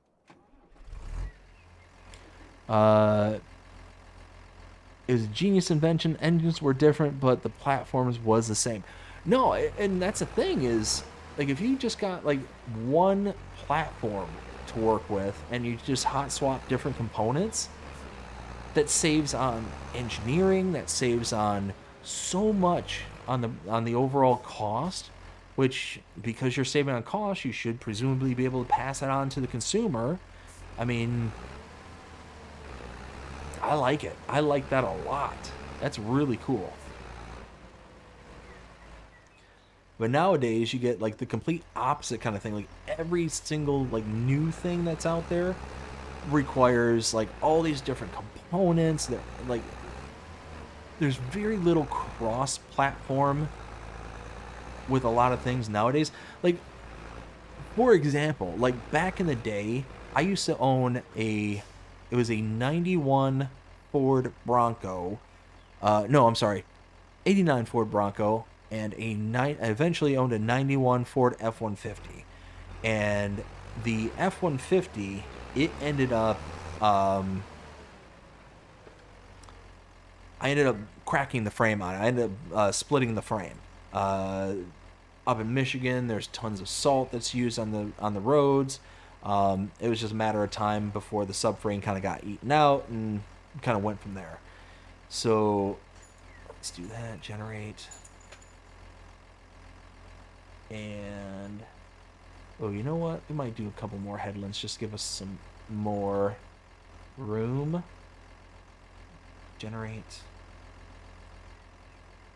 Yeah, see, that gives us a bit more wiggle room. Oh, see, but we're right next to the start. So let's back away from that real quick. And now, fire that up. Like I said, if you're too close to where it starts, it lowers your implement, like, right away. Are you gonna... Yep, there it goes. It lowers whatever tool you're using right away, and then it tries to meander its way over to the starting point like you want it to. This, it like actually gets it into the proper position. Like it just, I don't know what it is. It's weird. Now, pretty sure this is a direct drill.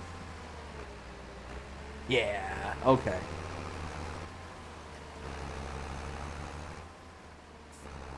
Oh, I love it. I love it.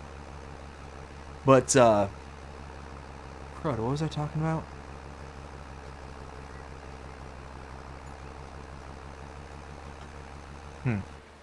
Oh, so yeah, no, I had a 91 F-150 and I had an 89 Ford Bronco. And when I cracked the frame on the 91 F-150... What are you doing? What are you doing? What are you doing? What are you doing? What are you doing? Don't you dare run into the river. Don't you think about it. Anyways, when I cracked the subframe on the F-150, I took so many parts from the 91 F-150 and I was able to put it on the 89 Bronco. So many parts. I took headlights. I took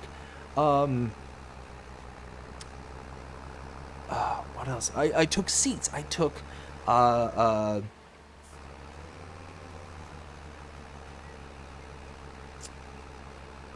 like engine parts. They were all like the 5.0 platform, so I was able to just kind of hot swap everything out. Like I was able to just like Frankenstein the Bronco into, you know, being a better vehicle kind of thing. Are you gonna hit? All right, nice. So yeah, it was one of those where you were able to kind of do those kind of things utilizing like the same kind of thing. And again, it should help lower costs. It should help keep things a little bit more affordable. I don't think there's a single vehicle or a single manufacturer nowadays where you could actually take parts from one vehicle and use it on a part for another vehicle within the same manufacturer. I can't think of a single one. What? Why are you blocked?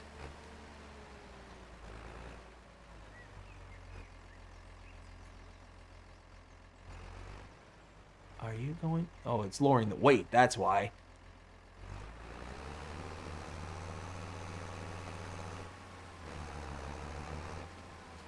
And okay, so now we pick up the nearest waypoint, not the first. Let's see, that's exactly why I wanted to give myself more space on the headlands. But yeah, I can't think of a single manufacturer nowadays that does that. So again, it just makes everything more expensive because every single lineup now has its own components, its own parts, which also means that like if you're buying a vehicle and you're sitting there and wanting to do your own repairs, like going to an AutoZone or going to an O'Reilly's, whatever, you're now having to have more inventory at that store in order to cover the same parts that are going into the different vehicles, kind of thing. It's just, I get it from a business standpoint. You want there to be more kind of modularity to things, and by doing that, it makes it to where you are then having to invest into a very unique platform for each vehicle that you may or may not own, kind of thing. But it's just one of those, like, it's lame. It's really crappy because it just, again, it makes everything more expensive. You're having to use more materials. There's more labor costs. There's more everything, and it just makes everything more expensive. That's part of the reason why vehicles nowadays are so darn expensive. Even used vehicles are so darn expensive. Now, yeah, there's other external factors to that, but let's see. Spraying, we got, what was that? 74 up in, okay. So let's see if we can press our luck again. So boop, boop, boop. So we go that and this. Generate. And first.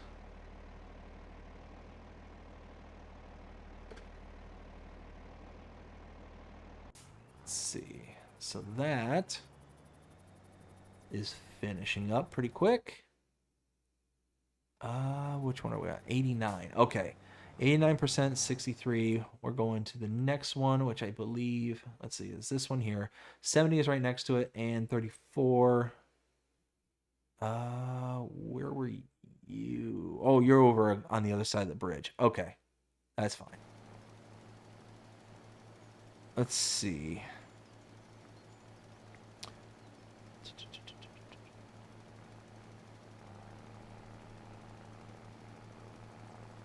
Oh, let's see.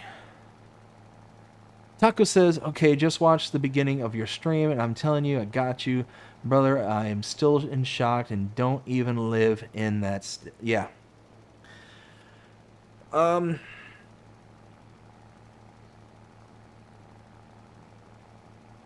I said, I'm not trying to rehash or anything like that, but it's just one of those that is just...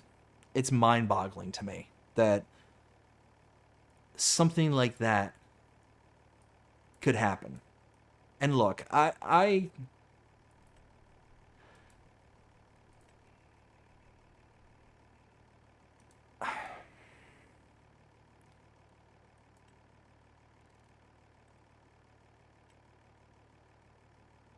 have people that I blame for it. I think it's very easy to assign fault, but that's me. That's how I feel about it. But again, I'm not trying to hash like a whole kind of debate or anything along this. It's one of those where I consumed a lot of his content, kind of thing. And it was just sad. It's sad. That's the state of affairs that we're in. That discourse has degraded so much that we're now in a time where it's encouraged or people find it acceptable. It's disgusting. It's terrible.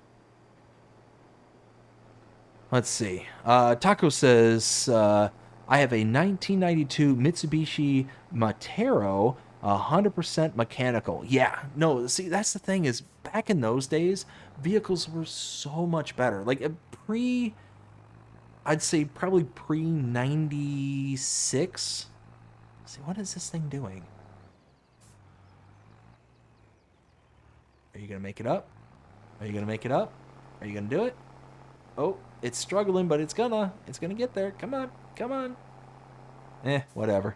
Like back in those days, like you could pretty much fix anything on a vehicle. Pre-96, anything and everything you wanted to be able to do, just break out the tools, you're good to go.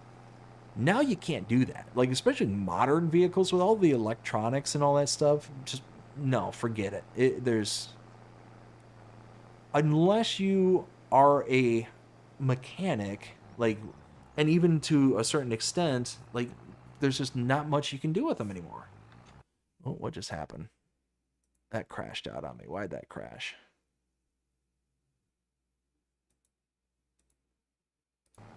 There we go. Taco says, and we have a 2005 Jeep Liberty that just needed a new block. Oh man. So I had a 2003 Jeep Liberty. It was several years ago when we finally got rid of it. But that was originally my mom's car, was that 2003 Jeep Liberty. And it was a... What?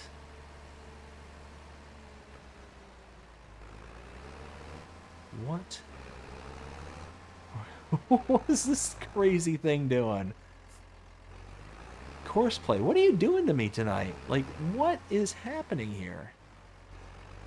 I've been sitting here like talking up how cool you are and all the you're more advanced than the kind of base game stuff, but here you just been kind of flaking on me tonight. I don't like it.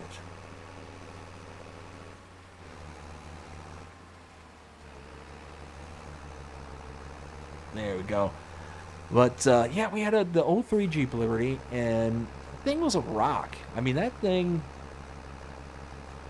it worked. It just worked. Trying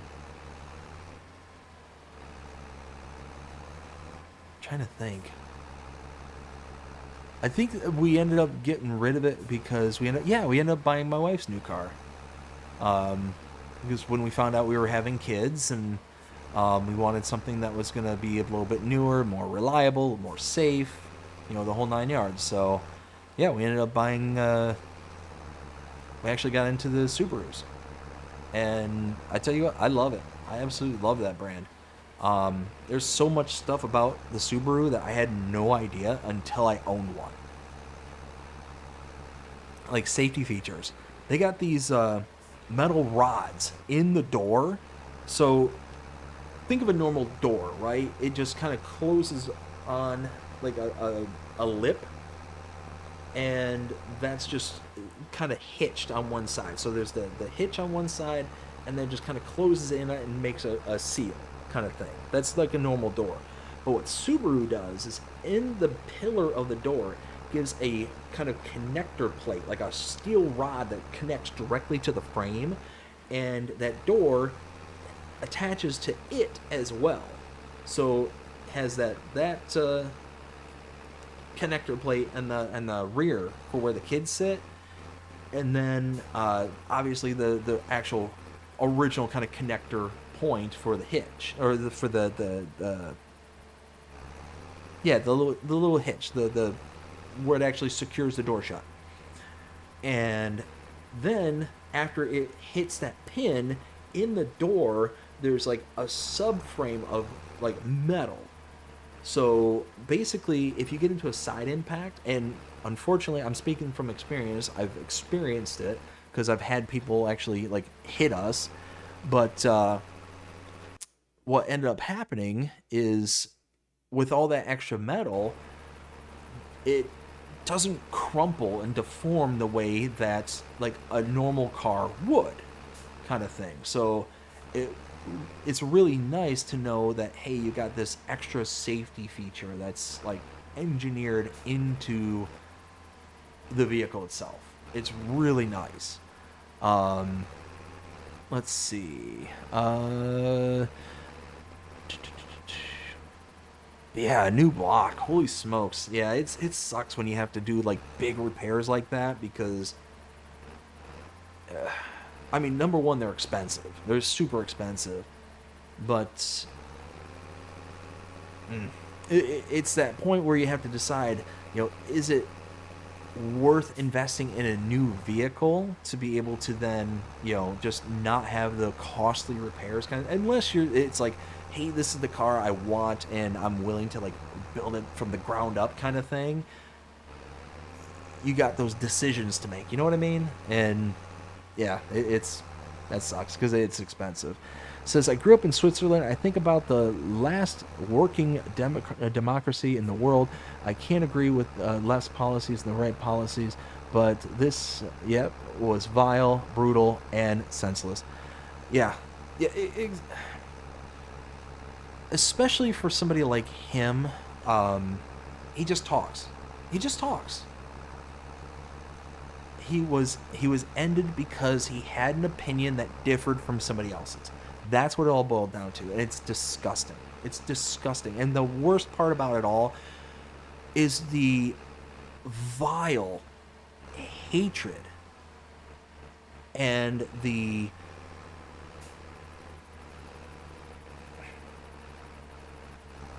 people who are reveling in it and celebrating it. That's like the most disgusting part. Like, what was even worse is, like I said, I watched it. I watched it. And you can see in the video, like, after it happened, there were people in the crowds celebrating it. In the crowds. They were jovial about it. And it was just like, are you kidding me? Like, you are that messed up in the head that you can sit there and watch somebody be taken off this life, and you're sitting there and fist pumping, and you're like, oh yeah, this is a good thing? No. It's never a good thing. That's never acceptable. Especially because, just because he just talks. He literally just talks.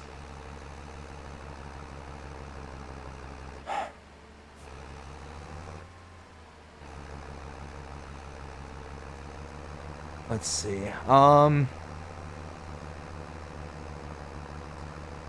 wife loves that car so much, she wants to get it repaired no matter the cost.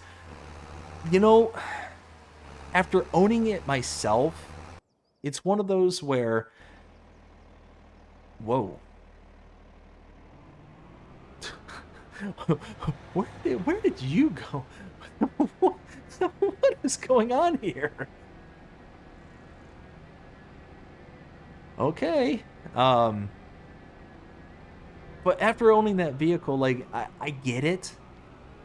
I do. I genuinely understand. It's a solid vehicle. It is solid. Alright, so now we're finally here. We can turn them loose. And boop.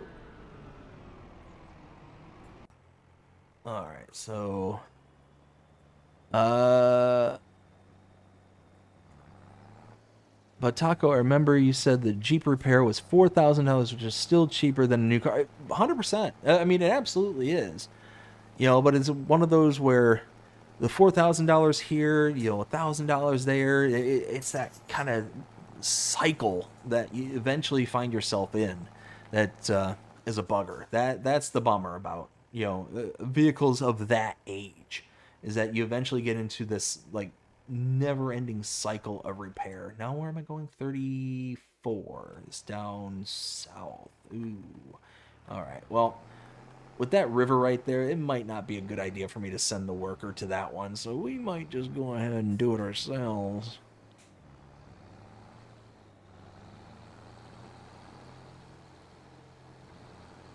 There we go. So I think...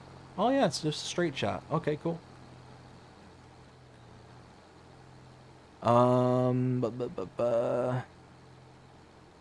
Let's see. Taco says, yeah, it is Dust Bunny. We got also saying BDD, the Courseplay does a terrible job. Yeah, right? I don't know what's going on. I've not had this many issues with Courseplay on any other map. This is the only one where I've had like really any issue at all. So I've got multiple games going at the moment. So I've got this one here. I've got my own kind of personal play, which I don't get a ton of time on, but that one's on Alma, Missouri. Yeah, Alma. I've got a new one, a new series I started on Alone in the Woods, and I've got a separate roleplay series that's... So the two roleplay series I have, one is for me just by myself, another one is for my cousin and myself, the one who's been appearing in my roleplay series here lately.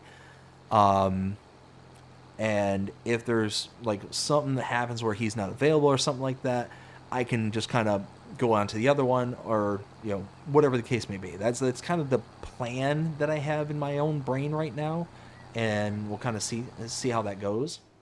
Let's see, I think this is the field. Yeah, it is. Okay, cool. Boop. So, boop. Okay, so yeah, it's already in there. I don't know why I did that. Let's see. One headland. Number of headlands. Yes. Deactivate. Yes. Okay, all that's fine. Generate. And start. Okay, so it seems like it's going to start doing a little bit. But now there should be enough room on the outskirts to be able to not worry about like the fence that's over there, or the trees, or anything like that. We're far enough away from the edge for it to like be interfered with. That's my hope, at least. We'll see. Hope I have enough seeds.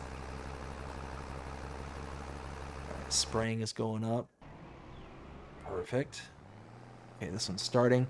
Okay, so we got let's see, where was I? Dust Bunny, in the end, the bill will be more than $5,000. Wow. Dust Bunny also says, if anything happens to my 2007 Toyota Tacoma pickup, I'll just pay for the repair it. There is no way I want to buy another one. And that's it.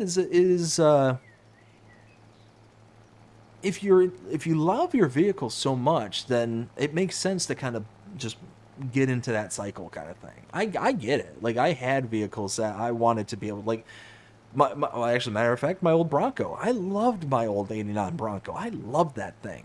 The only reason I got rid of that is, again, because it's a northern truck. We use a ton of salt in the north.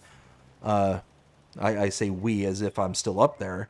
But there's tons of salt that gets used on the roads up there because of the winter time. They put down salt to melt the ice and snow on the roads and all that stuff. Well, eventually 3 holes in the oil pan developed and broke free all at the same time. What I think happened is that there was a rust cap over the oil pan, and that cap broke off and just had 3 holes that just kind of were there.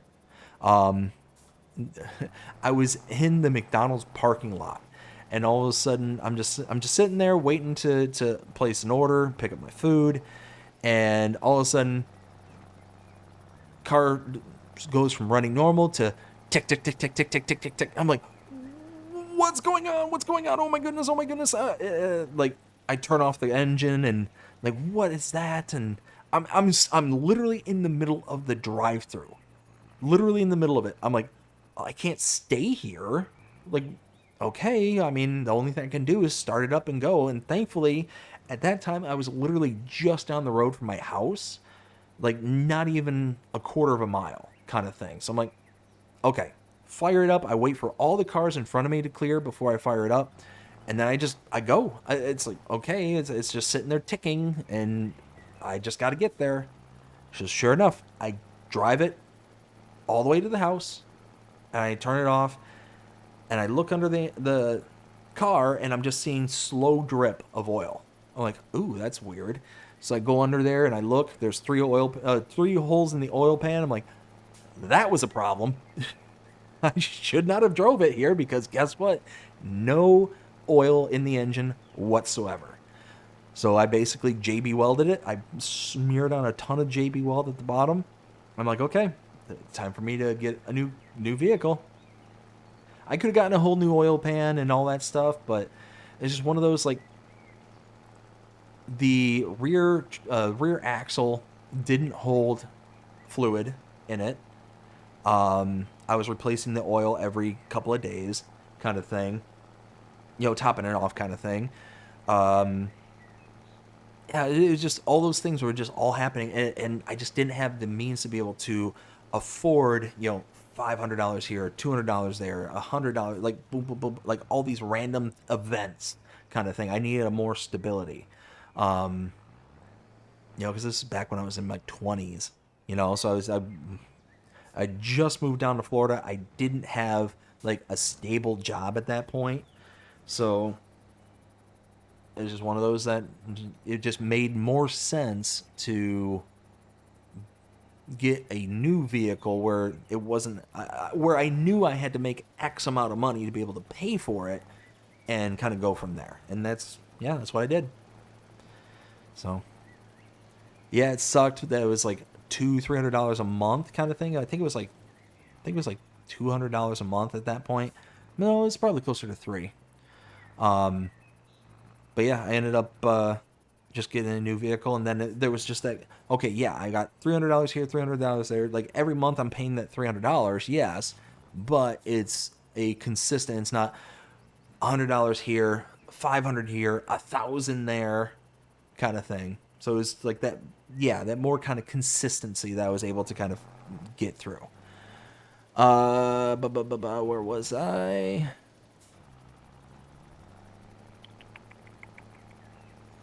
Taco says, the people who celebrate are just given too much attention. Maybe we should stop with that. Yeah, I agree. Let's see. Taco says, the Jeep Liberty is absolutely the last branded Jeep I will buy. Yeah. Yep, I'm right there with you. Pretty much any Chrysler nowadays, I just kind of avoid. In the modern times. Any like Chrysler, Jeep, Dodge, that's just been my experience here lately. As a matter of fact, funny story. So back in, I would have been about 18, 19, was going up to deer camp, and we were meeting some family friends. And when we were heading up there, we ended up meeting up with them about halfway, the family friends. And we met them there halfway, and I ended up hanging out with the family friends, and I drove with them the rest of the way. Well, he had a Dodge Ram at that time, and I've never been a big fan of Dodge whatsoever, especially the Ram. Well, we're driving, and like I said, I think it was about 17 at the time. I'm trying to think, and I think it was about that time. And we're driving, and all of a sudden he has to like hit the brakes really hard. There's like a car that like had cut onto the highways, or onto the roadway that we were on, because we were heading up. At this point, we're in the UP. We were just kind of taking a little, I think it was like US 2. So it was a highway technically, but it's just a 2-lane road. But we're driving out there, and somebody pulled out from a gas station right in front of us, so he got on the brakes hard, and it just felt like it took an eternity to start slowing down. Like, man, that's like it didn't feel like there was a lot of power in the brakes, kind of thing. Well, I'd gotten out and I'd looked and realized, holy smokes, I never realized it before, but on the Dodges of that model year, like the brakes were tiny.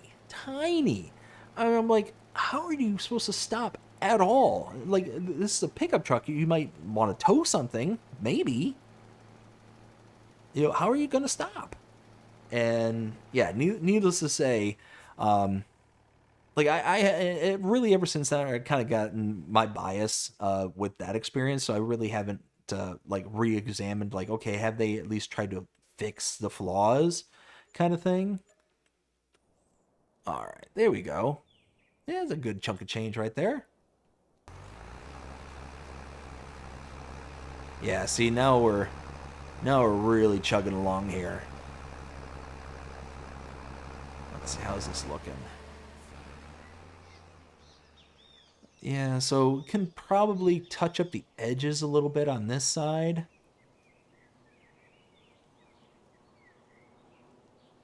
Okay. Yeah, oh yeah, see, like back here.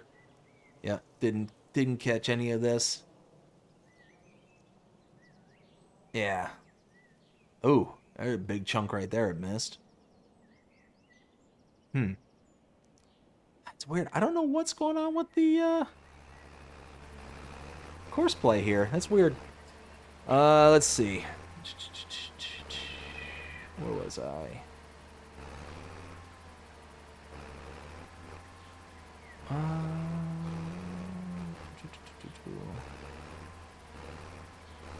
Dustman says, I like my 2002 Jeep, 2002 Liberty, except for the seats. They were uncomfortable. Yeah, especially on a long trip. Actually, the 2003 that I had was that was the same vehicle that we ran away from the hurricane from back, way back when.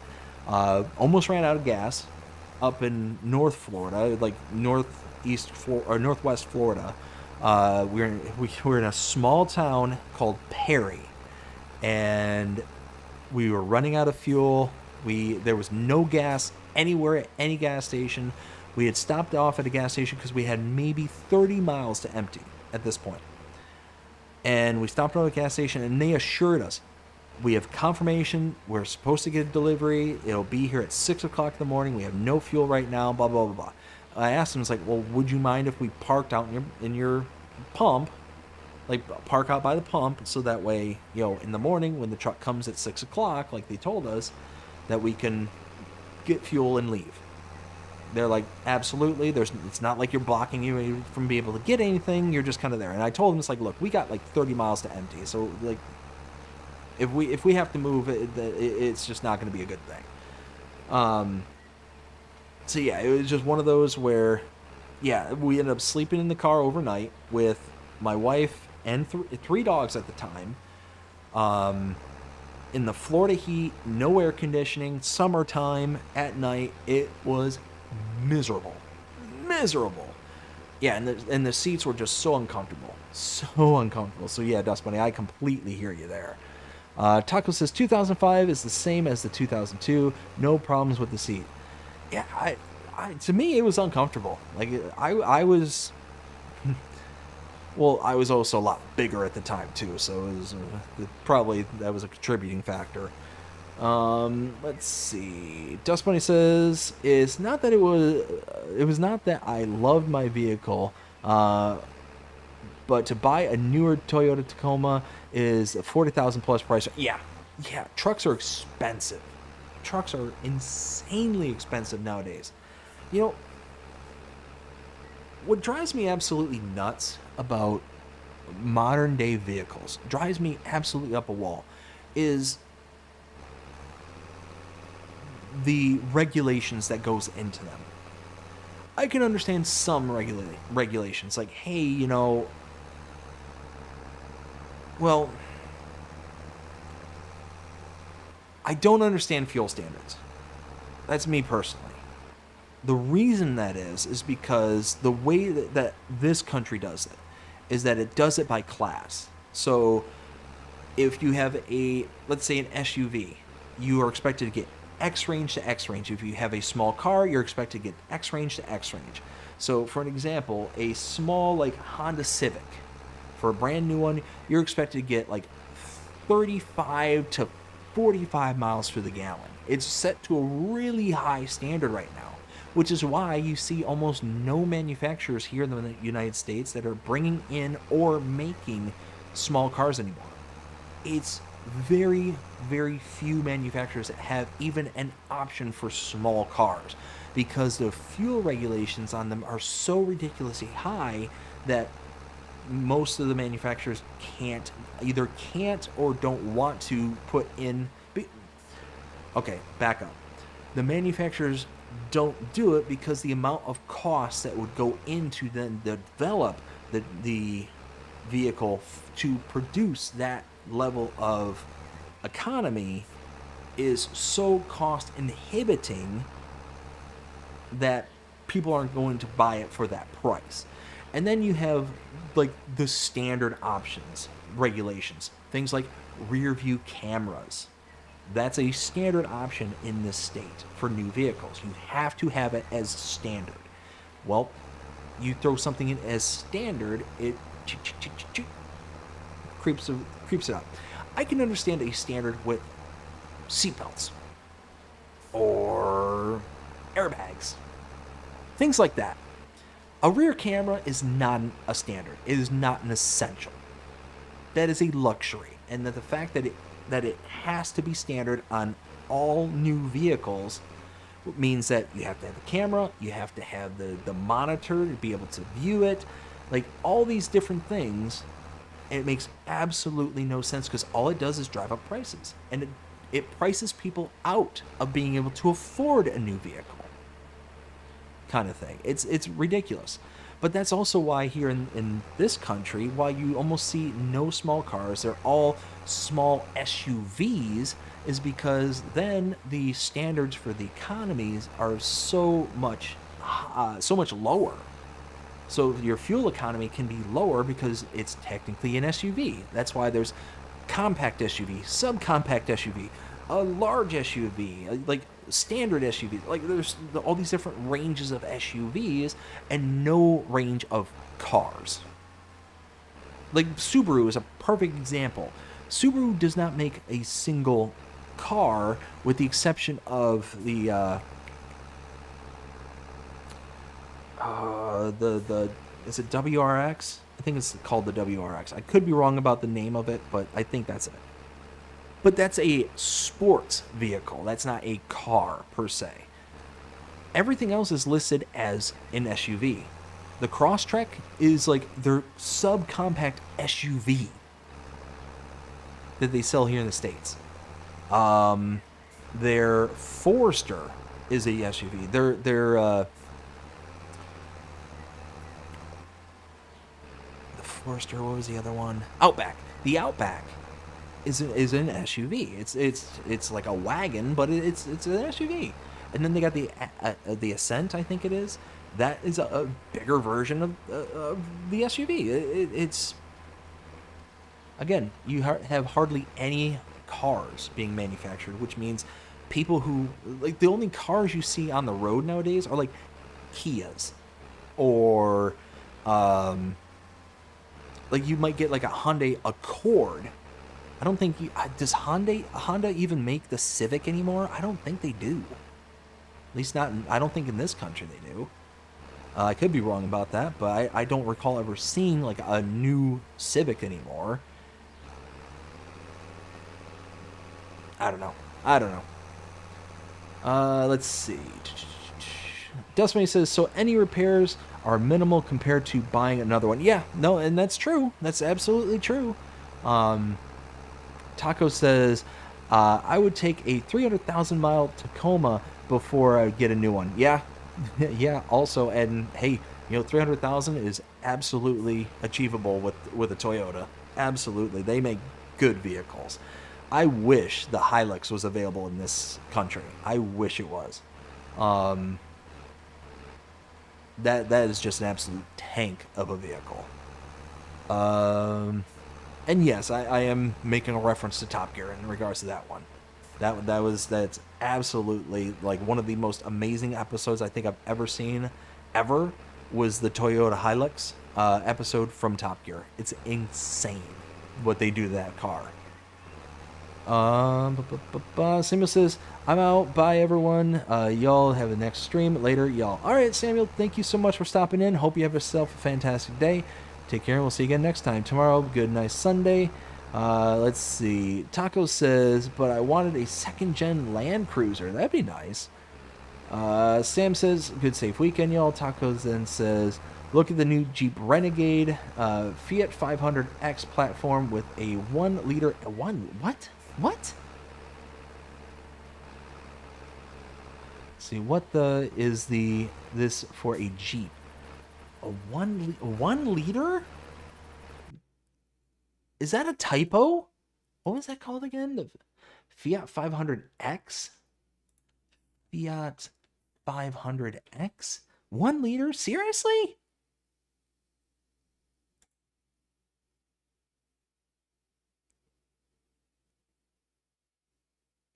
Like, that's small. That's tiny.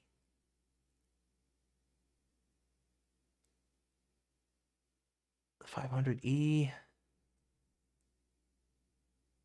500X. Yes, discover more. Well, how about you let me actually see the specs?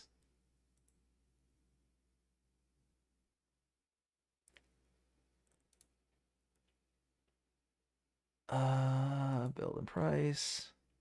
Now you just got you're sending me down a rabbit hole here, Taco. I blame you for this. All right, so now I got that all set up. I'll check it out here after the stream. But yeah, no, that's one of those. A 1 liter. That's small. I think the smallest engine I think I've ever had in any vehicle that I've owned is like a 2.3. I think it's the smallest engine I've ever owned. And I think that was back in my old 89 Mustang. It had the 2.3 liter engine in it. That was a good car, though. I did enjoy that car.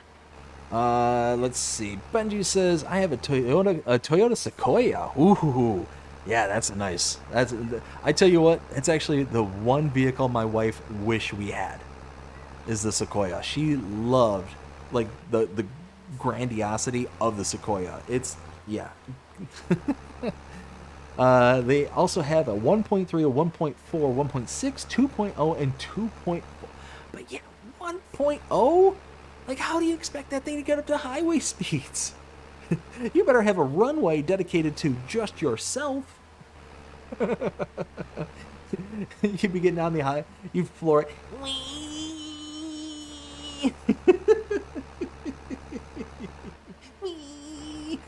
I can see it. I can see it now.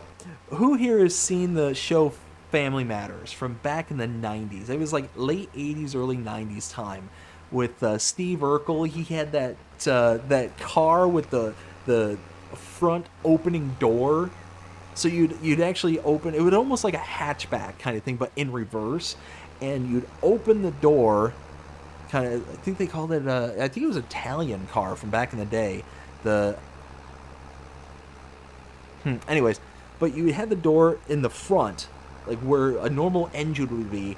You open it up, you sit down, you turn, and then you close the door on top of yourself, like that. The door included the windshield and the steering wheel, like it was all like interconnected kind of thing. The Presea, I think. 108. How? How does a 1 liter have 100? They strap like a massive supercharger to it or something? How can it produce 118 horsepower with 1 liter? It's gotta have a supercharger. Turbo. Sorry, I said super. Yes, turbo makes more sense. Oh my goodness, that makes a lot more sense.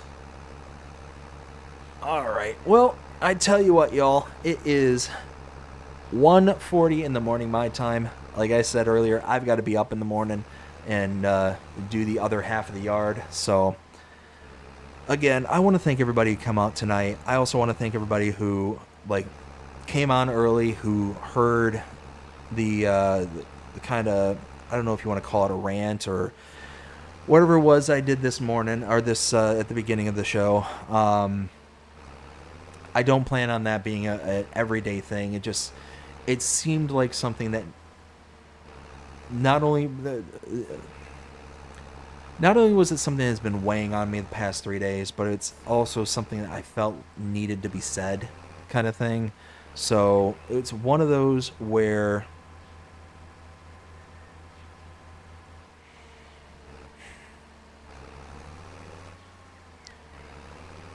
like I said, just thank you. Just thank you for listening. Thank you for being out there. And I greatly appreciate every single one of you. I legitimately do. But let's see. Before I get going, let's see. But still, the thing burns up in less than... Yeah. Well, yeah, you figure if you got a 1-liter engine with a turbo on it, I mean... it's gonna basically blow up after like a short amount of time. There's gonna be no avoiding it. The amount of pressure that the turbo is gonna create is gonna be able to exceed anything that the engine can handle. Like, I don't know. Like, I understand the thought process of putting in these turbos, the supers, and all that stuff to be able to increase the amount of horsepower that the engine can produce. But the engine isn't capable of handling the extra pressures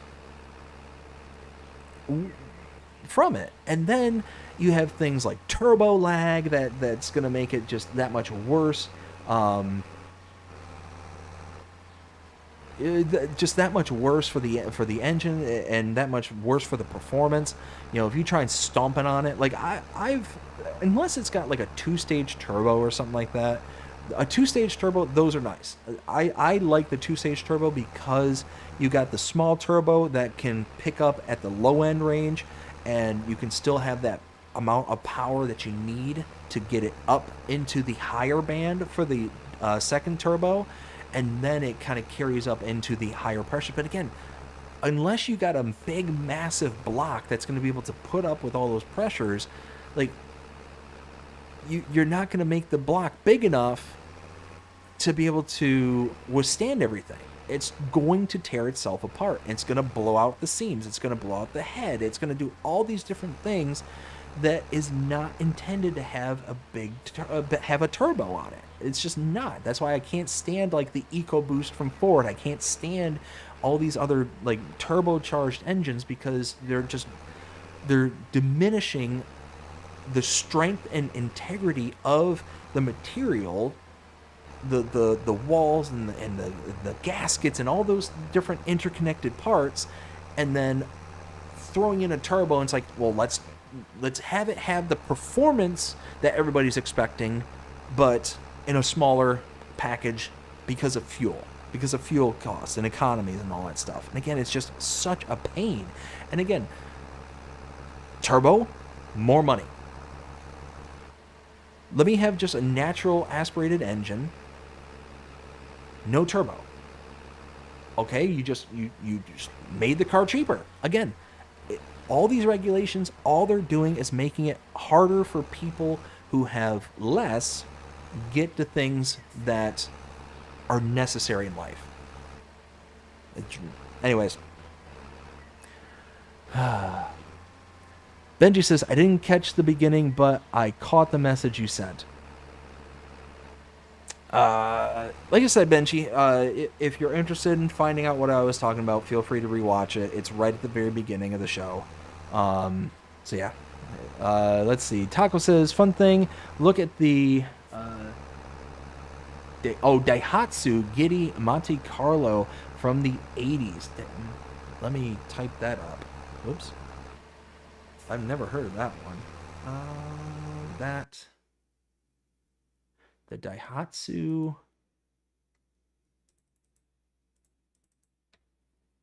All right, let me type that up.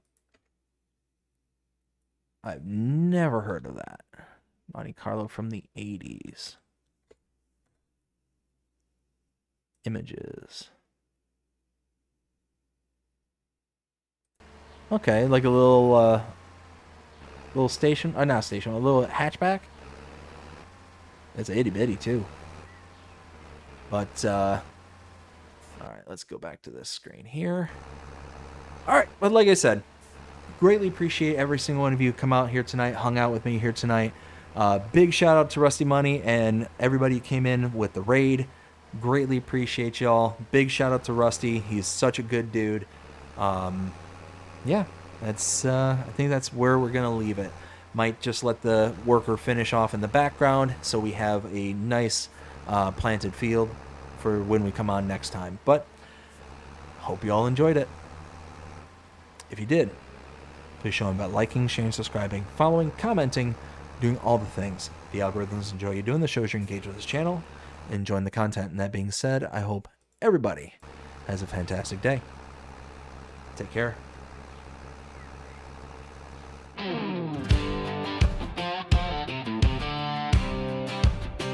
Pull up a chair with BDD. Let's play loud.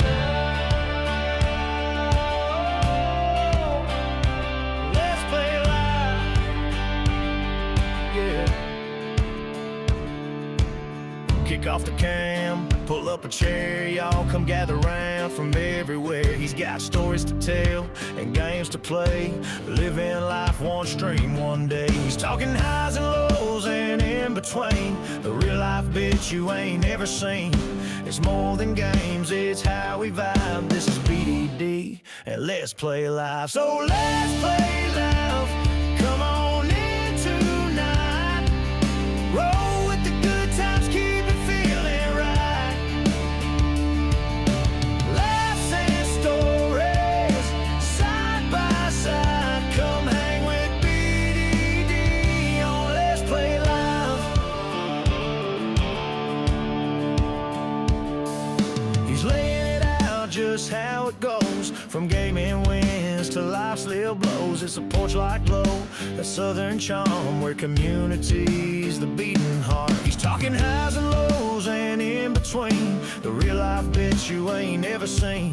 It's more than games, it's how we vibe. This is BDD and let's play live. So let's play live. Come on in tonight. Roll with the good times, keep it feeling right. Laughs and stories, side by side. Come hang with BDD on Let's Play Live. From pixels to life's dusty roads, we share the ride wherever it goes. Pour a drink, pull up a stream, live in the moment, chasing the dream. So